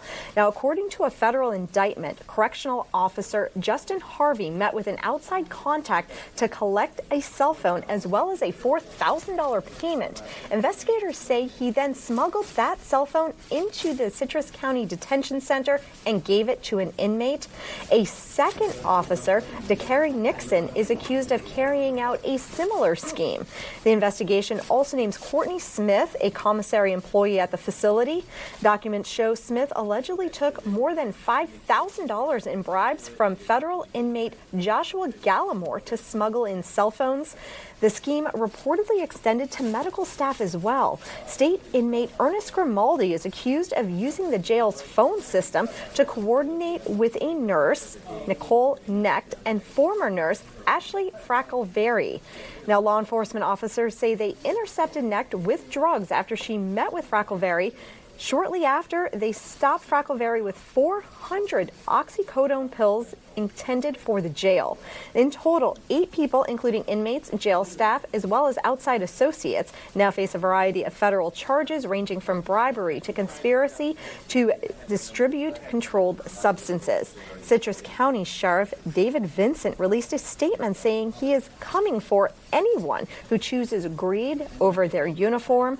Core Civic, which operates the facility, says they have a zero-tolerance policy for contraband and that none of the employees involved are still working at the jail. Now, this investigation is still ongoing. Garrett? And finally, Nancy, what can you tell us about this trend of TikTok takeovers and the impact it's having there in Hillsborough County? Yes, approximately 20 teenagers are facing charges in relation to one of these TikTok takeovers. Now, the Hillsborough County Sheriff's Office say that large groups are organizing on social media, and these groups have been flooding local businesses, creating dangerous conditions and forcing law enforcement to step in. Back on March 21st, investigators say hundreds of teenagers swarmed the Urban Air Trampoline and Adventure Park. Now, the chaos actually forced the business to close early because the crowd spilled into the parking lot. Deputies did arrest 8 teens for trespassing after they reportedly refused to leave. Now, Chief Deputy Joseph Maurer says that these incidents are a massive drain on local resources, noting between 40 and 50 units were sent to respond to the park. He says the groups often plan these gatherings on TikTok with the intent to overwhelm a location and, in some cases, film fights. Now, business owners are taking extra precautions. Chris Mack, he is the owner of Astroskate, says his roller rink has also been targeted. He says these crowds aren't there to skate or jump, but there to cause a ruckus. Now, in response, he is increasing security, hiring extra deputies, and installing medical detectors at his entrance. The sheriff's office says anyone caught participating in these takeovers could face charges of trespassing, obstruction, and battery. Authorities are continuing to monitor social media for signs of future gatherings. Garrett? Fox 13 senior content producer Nancy Gay, we appreciate you joining us with our Tampa Connection today. Thank you. Time now for our Florida Live forecast. I've got Fox 35 storm team meteorologist Noah Berggren joining me now. And Noah, I know we're still watching the launch tomorrow, and the latest update still showing weather conditions kind of holding steady there at 80% go. Yep, and the big thing is going to be showers offshore. So, there's really no way of knowing. It could be the teeniest little shower that comes at 6:15, which would be a delay. So, it's not going to take a lot. The chances are pretty low. Now, I should also note that while in the media and on TV and online you may see that this forecast is listed as a chance of go, just to give full context and clarity, we're actually flipping it. They being the 45th Weather Squadron, actually forecast this as a POV, probability of violation, which the probability of a weather violation is 20%. doesn't really make a big difference for the sake of how we communicated to you if you look it up online. But if you did seek out their PDF, they put it out on their website. If you just Google 45th Weather Squadron, it's actually calculated as a probability of weather violation, which is 20. So the chances of the weather violating the launch criteria remains low. That forecast was issued at 12Z this morning, so about 7, 8 o'clock this morning Eastern time. 6:24 tomorrow. Now, the big concerns are going to be wind and some cumulus clouds that could be producing a rain shower. Now, if it does not go tomorrow, there's a 2-hour window. There's been some confusion and misconception with 90 minutes or 2 hours. They can go from 6:24 to 8:24 tomorrow, and then Thursday it's 7:22 to 8:22, and you see the times that scale back later if, gosh forbid, it has to go into the weekend and be a 9 o'clock launch by, I believe that would be Sunday, and then into early next week. So those are the times that they've got outlined for potential launch the next few days. I did want to give you some interesting real-world analogy for us to understand if you have flown before. When you hop on a plane and you get on a plane, we'll just take MCO, you fly out of Orlando, you get to cruising altitude, which is the point you stop climbing, and they let you walk around the cabin. It's generally between 35 and 40,000 feet. Rarely an airline, if there's weather or they're a very bold airline in the U.S. airspace, they'll let you go over 40,000 feet. But most times you're capping out between 34 and 38,000 feet. Occasionally you'll get to 40. Private planes can go up more commonly to 44, 45,000 feet. But Artemis is going to reach where most commercial airliners hit for cruising altitude in about 70 seconds tomorrow. Your average 737 does that in about 20 to 30 minutes. Now, granted, I suppose, if you gave the pilot an empty plane and let them go as crazy as they want, they maybe could cut that time in half. But it's still, for perspective, the rocket, with how heavy it is tomorrow, just over a minute, it's going to reach the top of the atmosphere where weather occurs, which is where most commercial planes cruise at. A minute. And when you fly out of most airports, you're getting there in almost half an hour. So it's pretty amazing the technology that's gone into this program. Now today, it's pretty quiet out there. We did have some sprinkles yesterday. The forecast today called for less, and so far that seems to be pretty good. There's really not much to point at out there. Now, this was the rain over the past 24 hours. A lot of this was last night into this morning. That was especially south of town. Tomorrow, sadly, there's going to be more rain that develops. The chances for showers go up tomorrow. They go up even more on Thursday. I'll show you that in a second. So there's the big stories. Gusty winds from the east continue.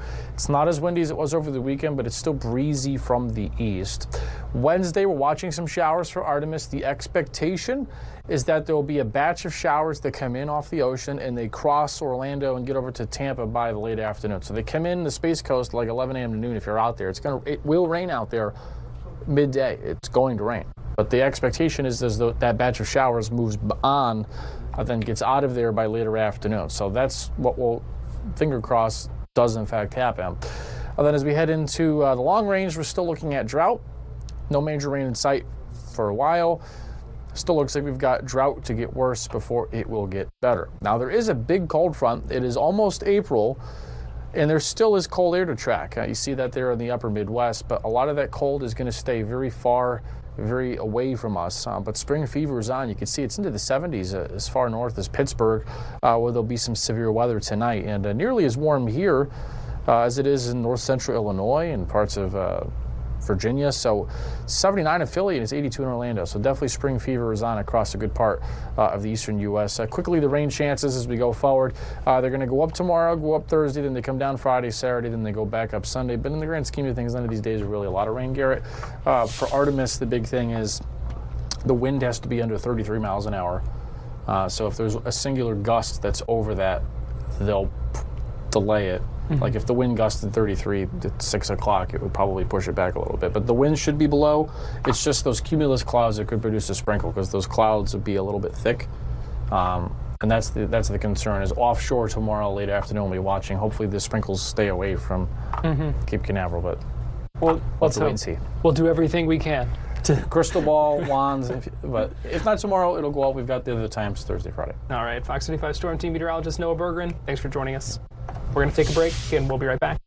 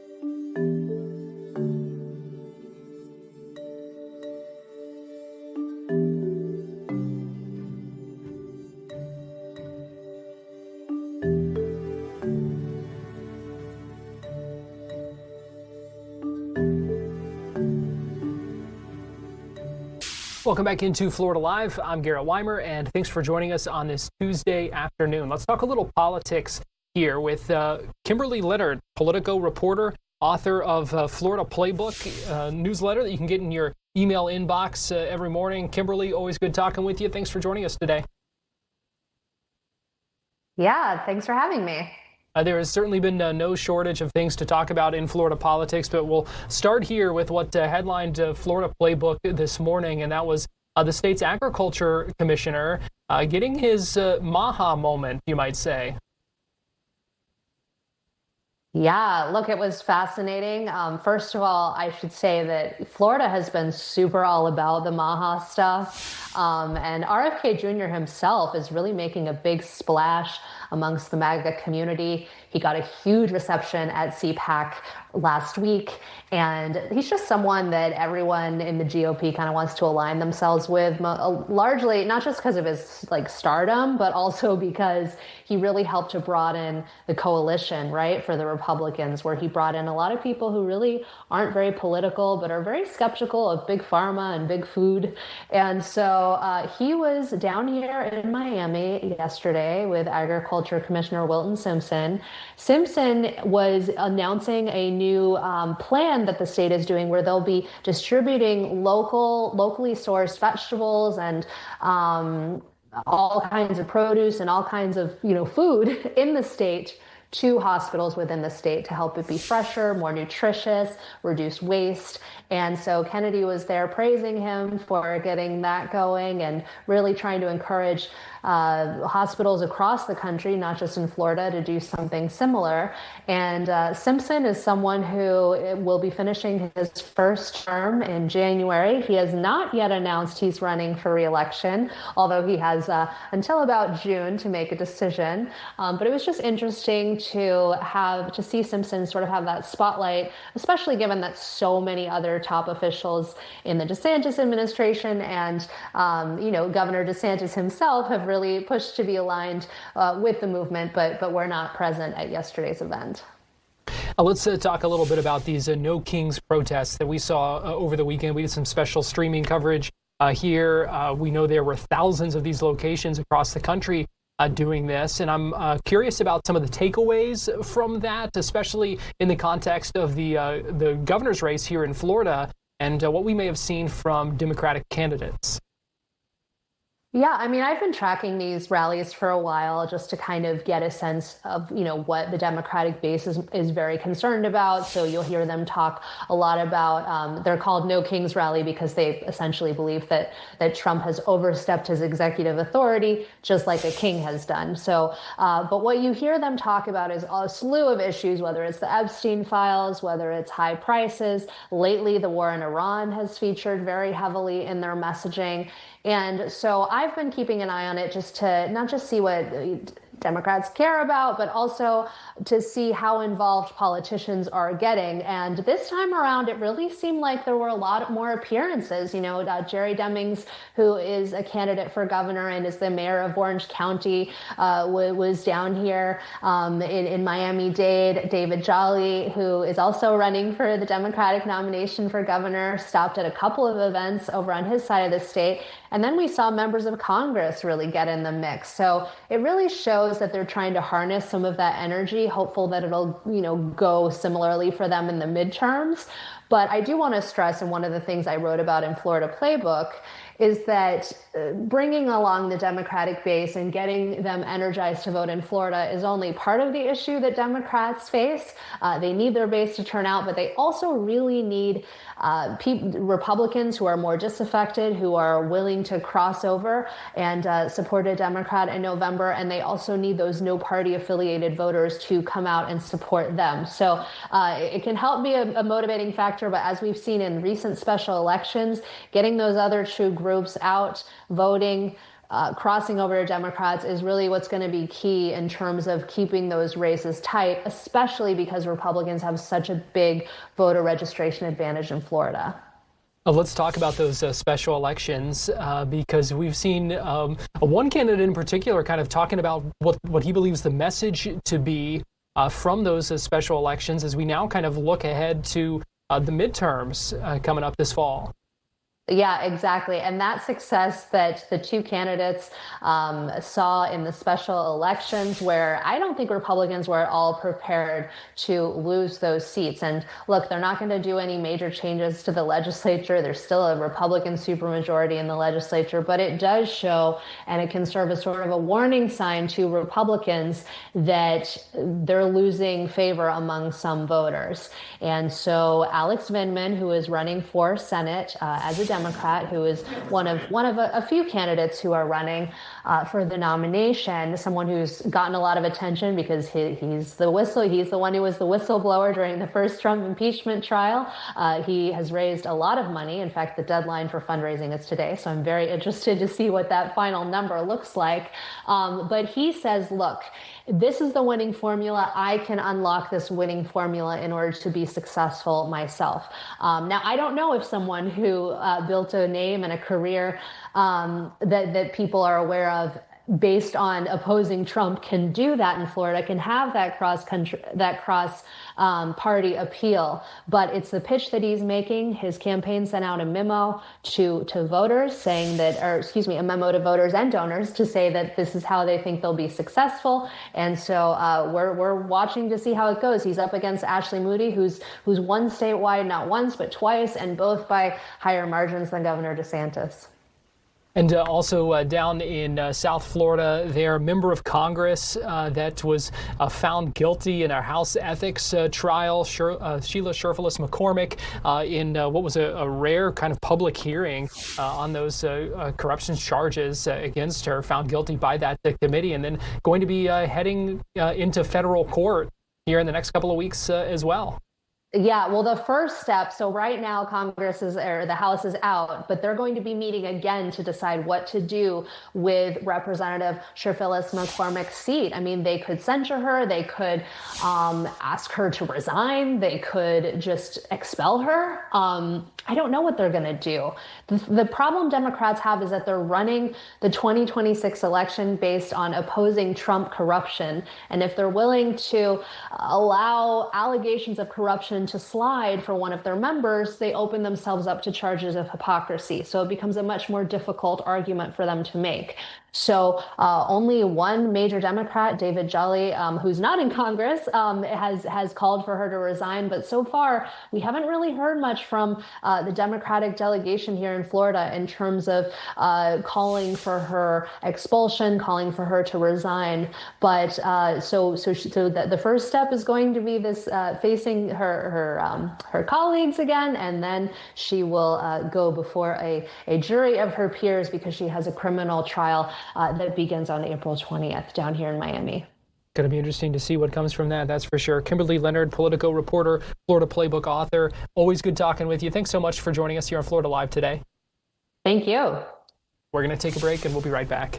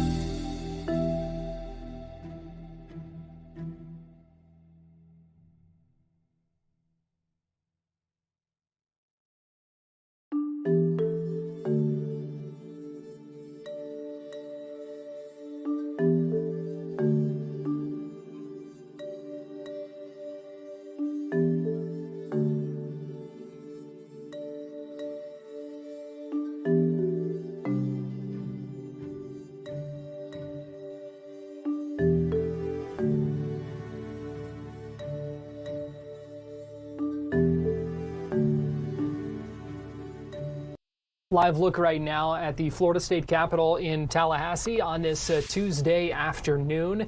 As legislators not in session right now, they wrapped up the regular session, but still have potentially several weeks of special sessions ahead of them. We know of at least two. One for a budget that they have to get done, one for redistricting that the governor has already called, and potentially a third one for property taxes to get things done with that. And so an interesting piece in the Orlando Sentinel this week posed the question, has the state of Florida outgrown a part-time legislature? Is it time for a full-time Florida legislature? One of the people who was quoted in that piece is Dr. Bob Jarvis. He's a law professor at Nova Southeastern University, and I spoke with him earlier about this very thing. Has Florida outgrown a part-time legislature? What do you say? Oh, I think so. I think when you consider how large the state is and how enormous its problems are, there's no question that Florida needs to have a full-time legislature. You know, it's interesting. All of the other large states, except Texas, have a full-time legislature. California, Illinois, Massachusetts, Michigan, New York, Ohio, Pennsylvania. So it's really, quite remarkable that we don't have a full-time legislature. So just talk to us a little bit about the setup here and, why this is that most states kind of have part-time legislatures.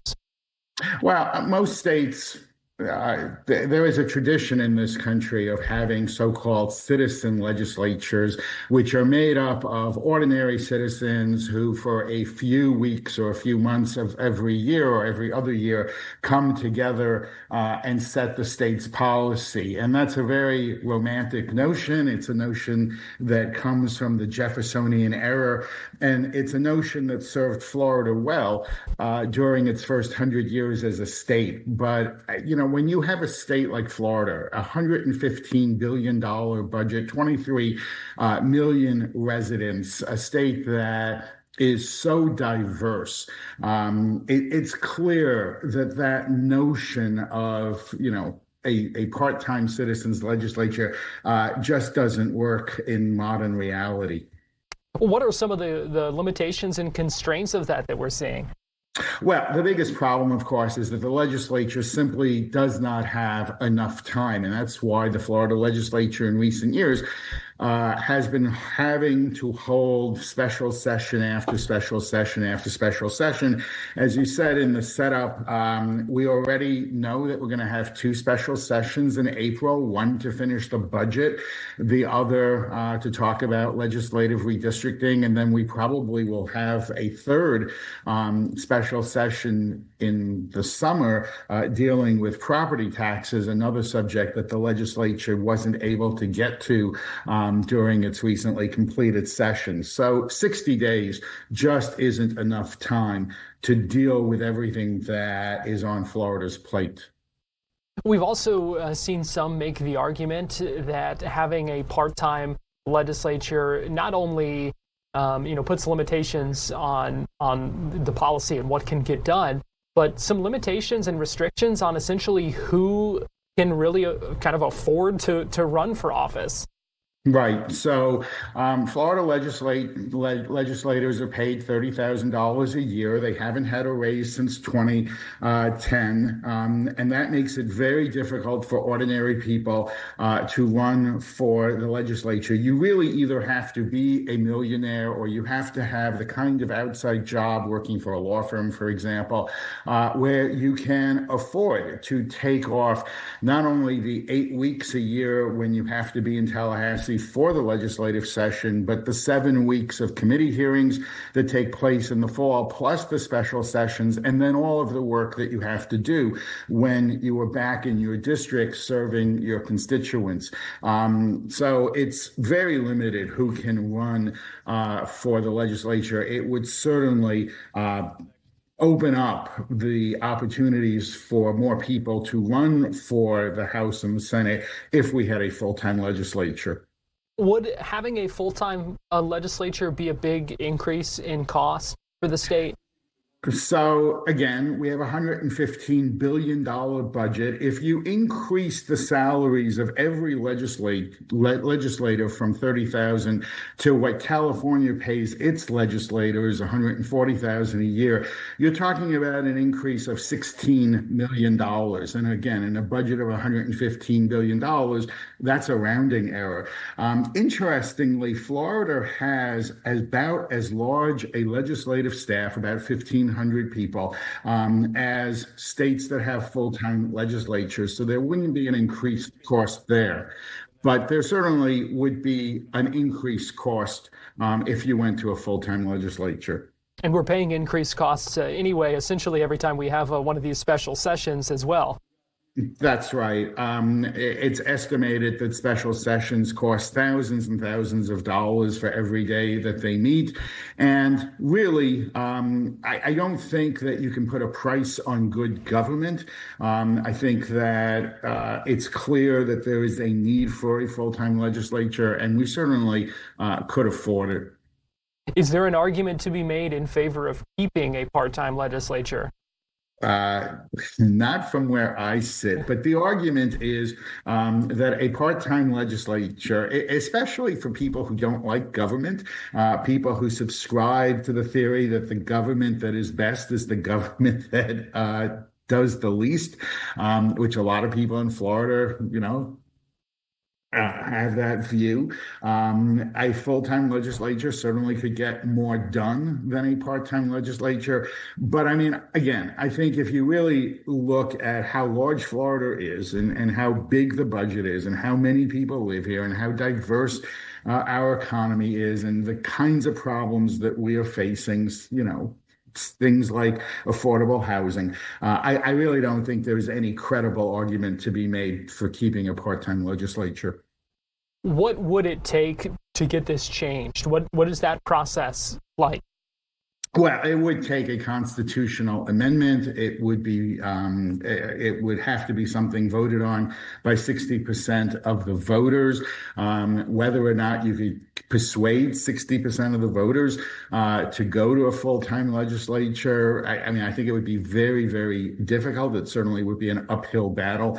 But again, when you look at the other states that are of similar size and complexity to Florida, and all but Texas have a full-time legislature. And when you look at all the things that are not getting done in the Florida legislature, I think any reasonable person would say, let's at least give this a try.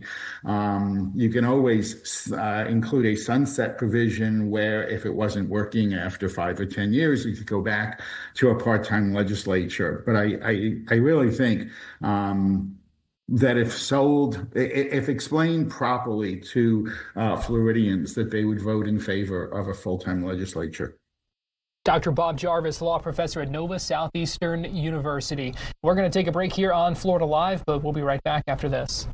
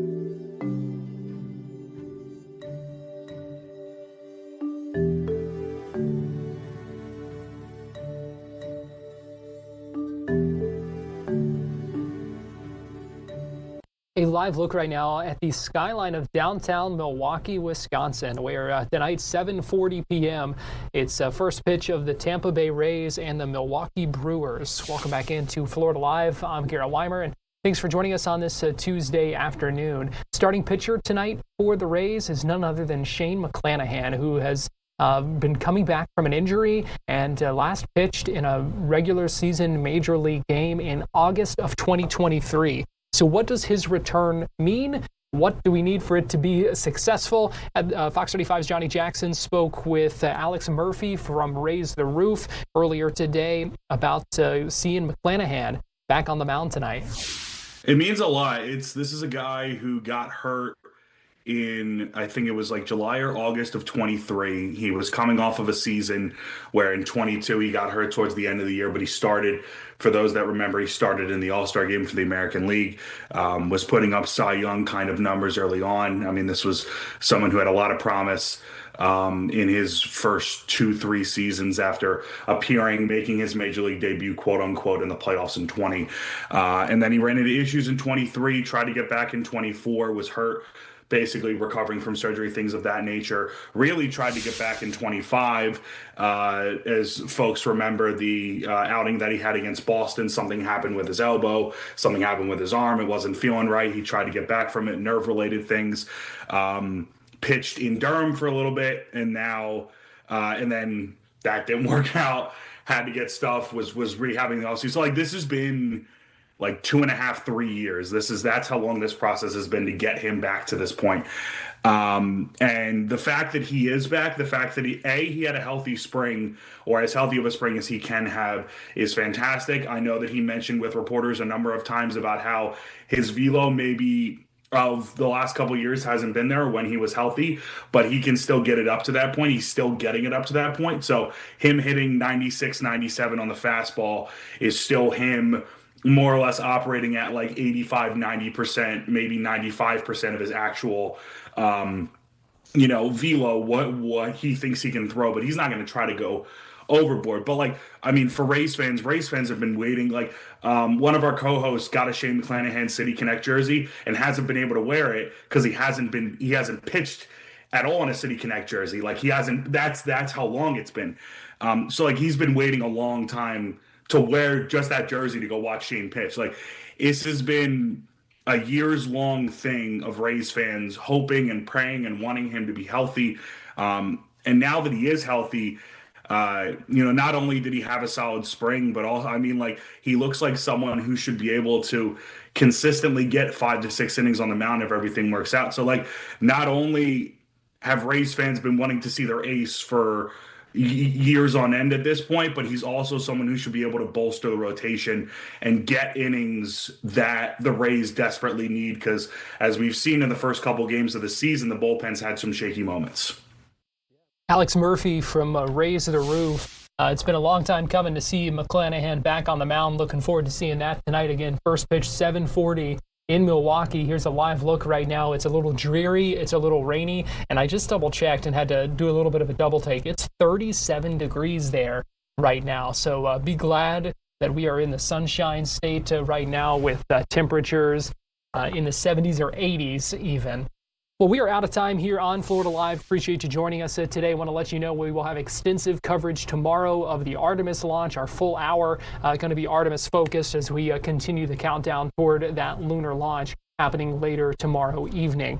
Right now, though, our live streaming news coverage will continue. If you're watching us on Fox Local, YouTube, or Facebook, we will have much more to come in our next half hour. Thanks for joining us today here on Florida Live, and I'll see you next time.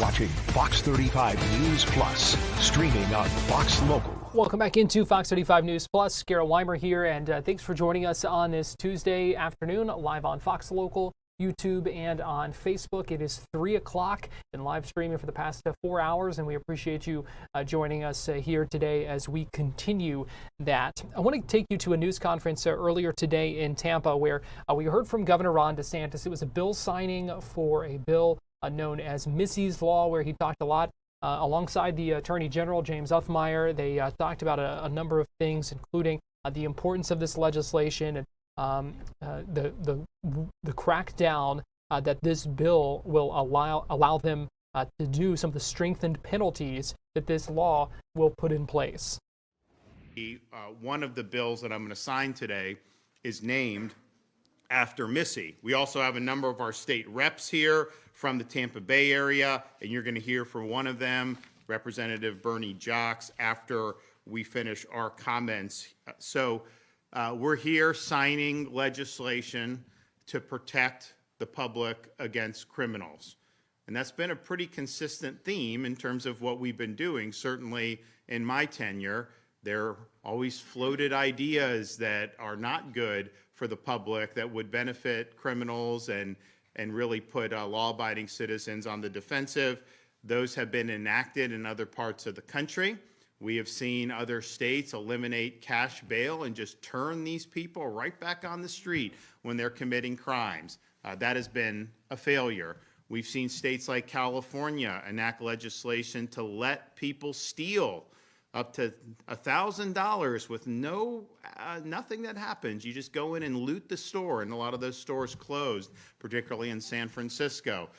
We've not done that, obviously, in the state of Florida. We have seen all types of prosecutors who have refused to enforce the law and allow the criminal element to run rampant across their communities to disastrous results. So all of those forays into weakening the rule of law, weakening penalties against criminals, all of those that have been tried around the country have failed. All those that were attempted in Florida, they ended up not even getting enacted because we stopped it. And not only did we stop it, we doubled down to make sure that Florida is a law and order state. And you can look at all the things that we've done throughout my tenure and even over many years prior to that. But I don't think there's any state that's done more to protect children against predators, particularly sexual predators, than the state of Florida has. And in fact, we've even enacted the death penalty for pedophiles, and we have that now being done. It's going to work its way through the courts because there's been a little wrong turn by the U.S. Supreme Court at one time, and we're going to fix that because I'm sorry, some of these people are sadistic. Some of these people that prey on these kids, that's the only appropriate punishment that you can have. So we're doing that. We've also done things to protect parents' rights in education, to make sure parents know what's being taught in schools and that kids aren't having an agenda jammed down their throat. And unfortunately, you have had things that have been injected or tried to be injected and have been injected in other parts of the country that are just not appropriate for minors, and that's part of an agenda, and so we've stopped that agenda. We've also made sure to strengthen registration requirements for sexual offenders. We also have established mandatory minimum prison sentences for repeat sexual offenders, and on it goes. So that has been the philosophy. That's part of the reason we have a 50-year low in the crime rate. It's part of the reason people have confidence that Florida is a place where you can live and particularly raise children and know that the folks in law enforcement, the folks in state government got your back. And we are not going to turn the criminals loose to be able to victimize you. So we have all these different things that have come to the forefront over many, many years, and I've been proud to sign great legislation over the years, and it's great. But there's always something else that unfortunately can rear its ugly head. And so Missy's Laws, House Bill 445, what it does, and this shouldn't even be an issue, so you have somebody that's convicted of a crime, a serious crime. A lot of times the judge will remand them to custody then they do a sentencing, and then the judge administers the sentence. But you don't release the convict just because you haven't done sentencing yet. Now, there's some court systems, they sentence you immediately after conviction. It's not how it's done. I know in the military that's what you do. That's not necessarily how it's done in civil courts throughout the United States. So if you have somebody convicted of a serious crime, revoke their bail, send them to jail, knowing that they're going to get a sentence of imprisonment, probably very lengthy anyways. And I think most judges in Florida get that and have done it, but not all of them. So the situation with Missy, she's got this stepfather, big-time scumbag. He was convicted. First of all, he was abusing Missy. She's like 5 years old, doing all that. Really, really bad what was going on in the home. But then he gets convicted of trying to meet a 15-year-old for sex.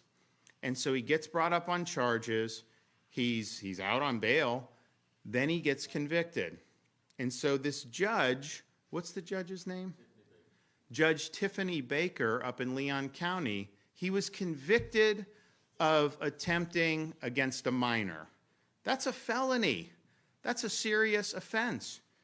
And the prosecutors went to her. They said, Judge, this is a dangerous individual. You need to revoke the bail. Please revoke the bail. And she refused to do that. She put him out on bail pending sentence. And what happened in between that decision and the time he was sentenced? He murdered Missy. Totally preventable. A miscarriage of justice. A dereliction of judicial duty. So what this bill does is it makes sure that these types of sexual offenses mean that a judge must remand the convicted defendant to custody. We don't want to see examples. So first of all, like even suspected of this, and you can kind of see, I mean, you see some of these defendants come in and look, you're innocent till proven guilty, but you look at them and some of them are like, there are problems.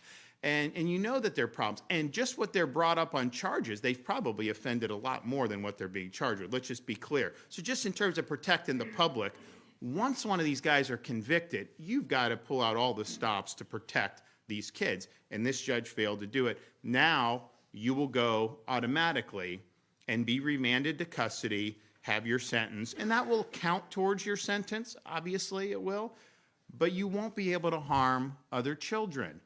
And if we had this bill in place then, Missy would be alive today. That's just a fact. We know that. Now, I appreciate the legislature for passing this, but I will just say to my friends in the Florida House of Representatives, I don't think what you've done is enough.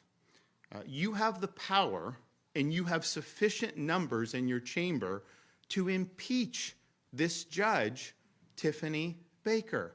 Until you start holding these judges accountable, they are going to continue to find ways to benefit the criminal element.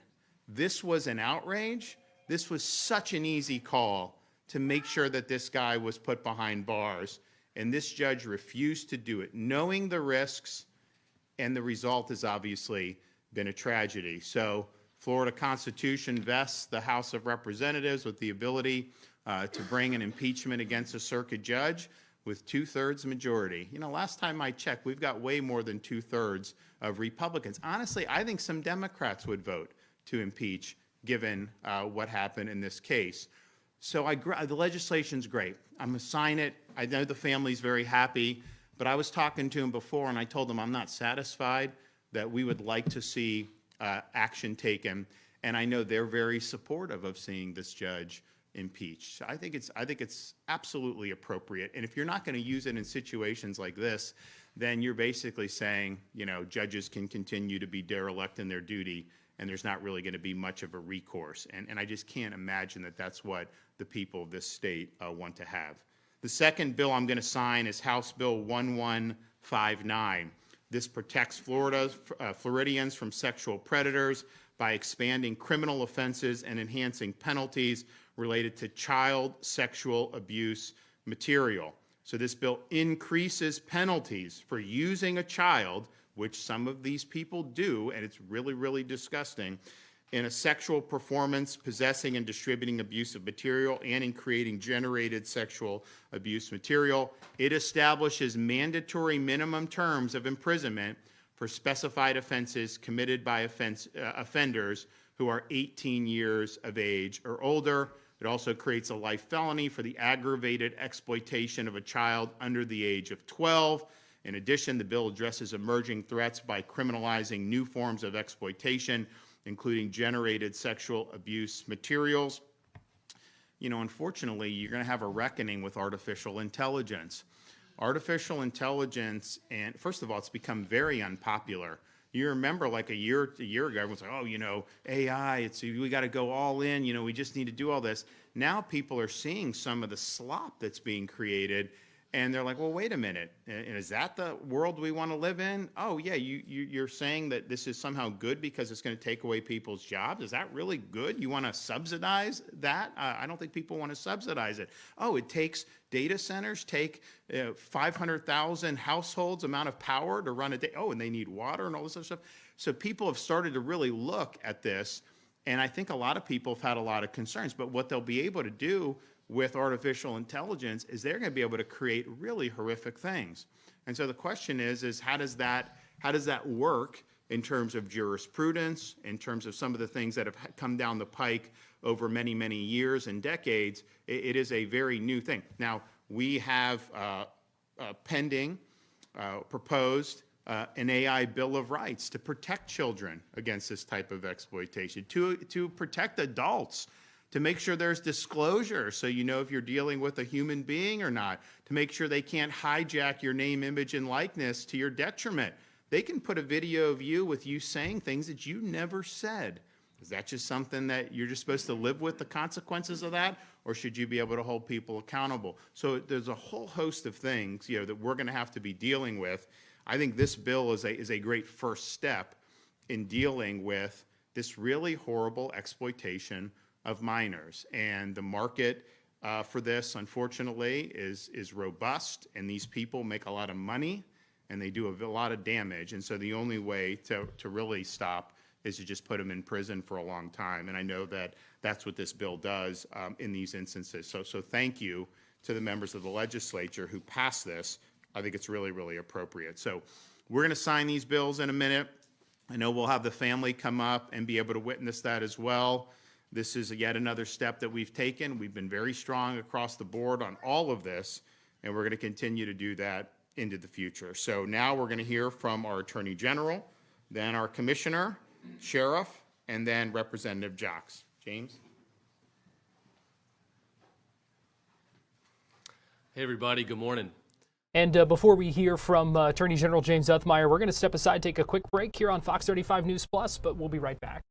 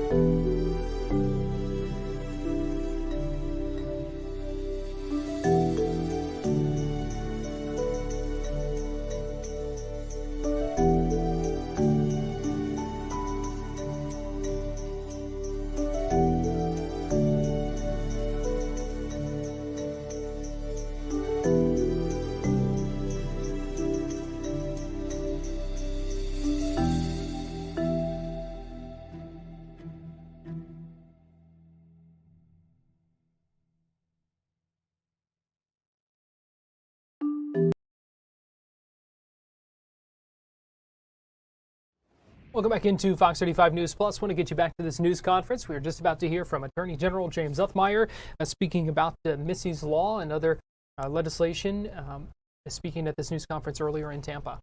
Of criminal justice, their job. The role of a judge is to interpret the law and enforce rule of law.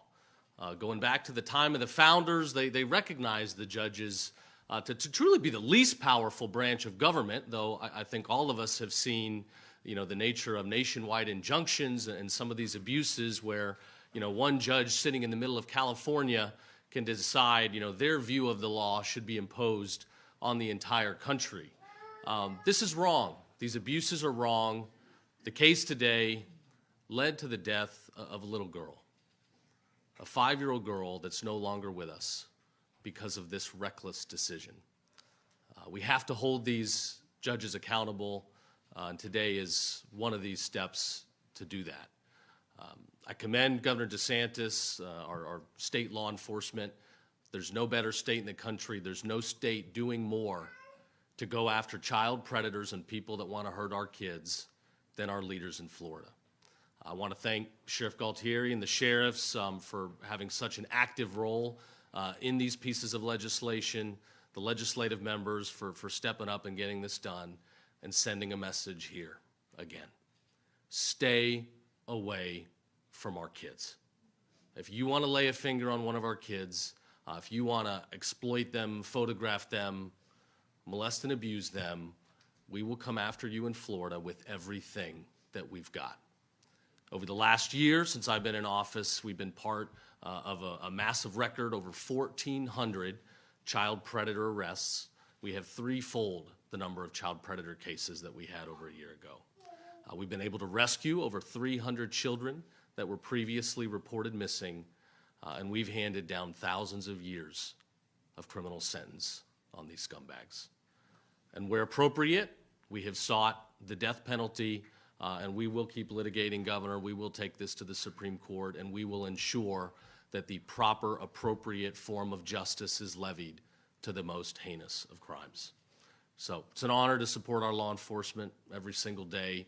We're blessed here in Florida. Our crime rates keep getting lower. Families are flocking here because it's safe. This is where they want to raise our kids. We won't forget that, and we'll keep fighting. God bless. Thank you.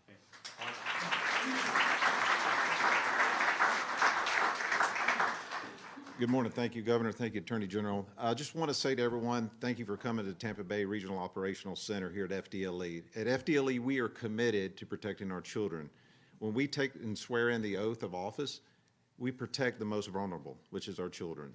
And the men and women in criminal justice here in the state of Florida, in a law and order state such as you have, is amazing. They take this seriously. Our legislators, Representative Jock, I want to say thank you for bringing this bill forward. I just want to say thank you on that aspect of it. You heard the stats from the Attorney General. If you think about it, I never do math in public, it's my cardinal rule, but I just did a quick average. That's 2 to 3 people a day being arrested for sex offense, child molestations, if you think about the stats he just gave you. And a lot of that, FDLE working with our Florida sheriffs, doing ICAC operations, doing offender reviews, taking a look at that. We cannot do it by one agency. It takes all of us. It takes you as a citizen of this great state to also help us with that. So I want to say on the bottom of my heart, it is a pleasure to work for this state and this leadership under Governor DeSantis and the leadership we have with the cabinet and our legislators. I'm very thankful for that because it makes my job easier. You heard the governor say we're at an all-time low on the crime rate. He's correct. And people say, well, do you see an uptick in this type of behavior, that this is happening more and more? I think we're being more aware of it. It's always been there. I grew up in this arena where you saw people in your neighborhood. You just didn't speak about it. And this one, I just want to say, this is very close to me because where this happened at is right down the street from my house. And my heart goes out to you. We did a lot of prayer for your family, and I just want to say thank you for being here, being strong, being here with the governor today. We don't take this lightly. We do not. This is happening in everybody's neighborhood. Not one community is unaffected by these sickos that are out here doing this to our children. And that's what they are, sickos. And we got to hold our people even in my position, in all these positions that we elect to save and protect our community, we got to hold them accountable also too. because we took an oath. Every one of us took an oath. And Governor, I'm here to say that the people of Florida Department of Law Enforcement and the people that you represent, we take this oath without reservation.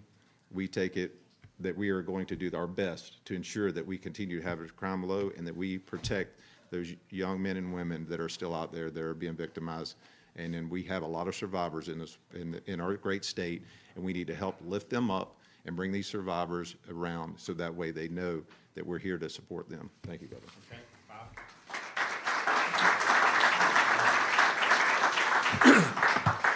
Good morning. I'm Pinellas County Sheriff Bob Gualtieri, and thankful, Governor, for the opportunity to be here with you this morning. The number of child sexual pornography cases has skyrocketed over the last couple of years. And one of the reasons that I believe that has occurred is because we have not had the harsh penalties needed to appropriately punish and deter this horrible conduct. Most child porn laws in Florida are at the lowest level of felony, and we have not had any laws imposing minimum mandatory sentences for doing things like having sex with 5-year-old kids. Well, the bill that the governor is going to sign here this morning changes that in the state of Florida. Some people who view or transmit child pornography could now face up to 15 years in state prison, and there'll be minimum mandatory sentences for some child pornography crimes. To illustrate the magnitude of the problem, last October, we arrested a woman in Pinellas County who was forcing her 11-year-old daughter to sexually perform in front of a camera to create child pornography in their St. Petersburg home. This woman forced her daughter to do this to satisfy the child pornography viewing urges of a 38-year-old Tampa man to whom the mother, and I use that term loosely, distributed the videos of her daughter engaged in these sex acts. The mother created at least 14 videos of her 11-year-old daughter who posed at the mother's direction and engaged in various sex acts, including bestiality with the family dog, so that this Tampa man could watch these videos. The creation, transmission, and viewing of child pornography in our community is rampant. The Pinellas County Sheriff's Office has numerous detectives who do nothing but investigate child pornography, and these detectives are backed up by a cadre of other detectives who support these investigations. These cases are the worst cases of child abuse that we have. Child pornography is gross sexual abuse of young children to satisfy adults with perverse cravings for watching kids engage in sex acts. The people who produce child pornography are a problem, no doubt.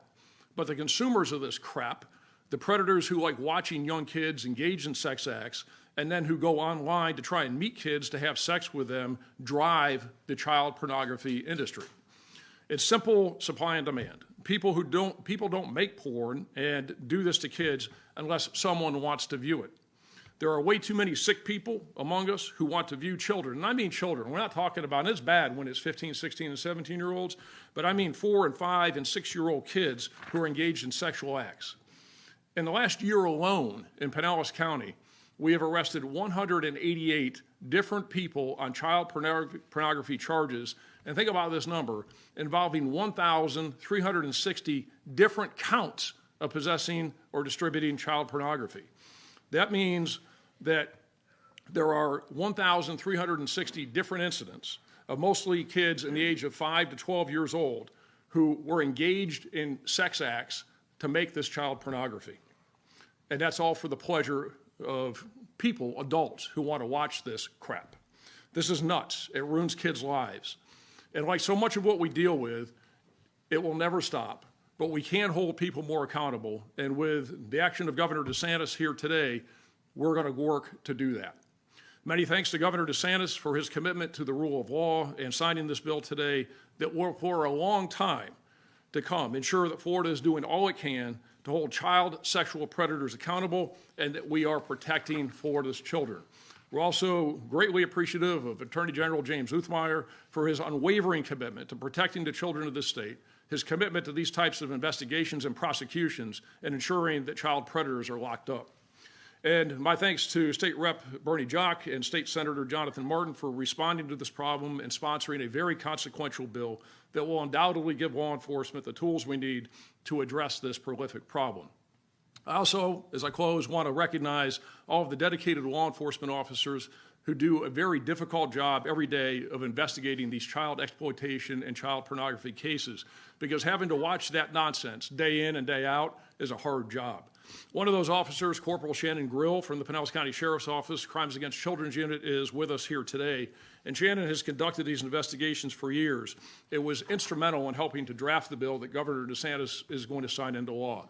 And my thanks to Shannon for her hard work and dedication for doing a very difficult job. Thank you.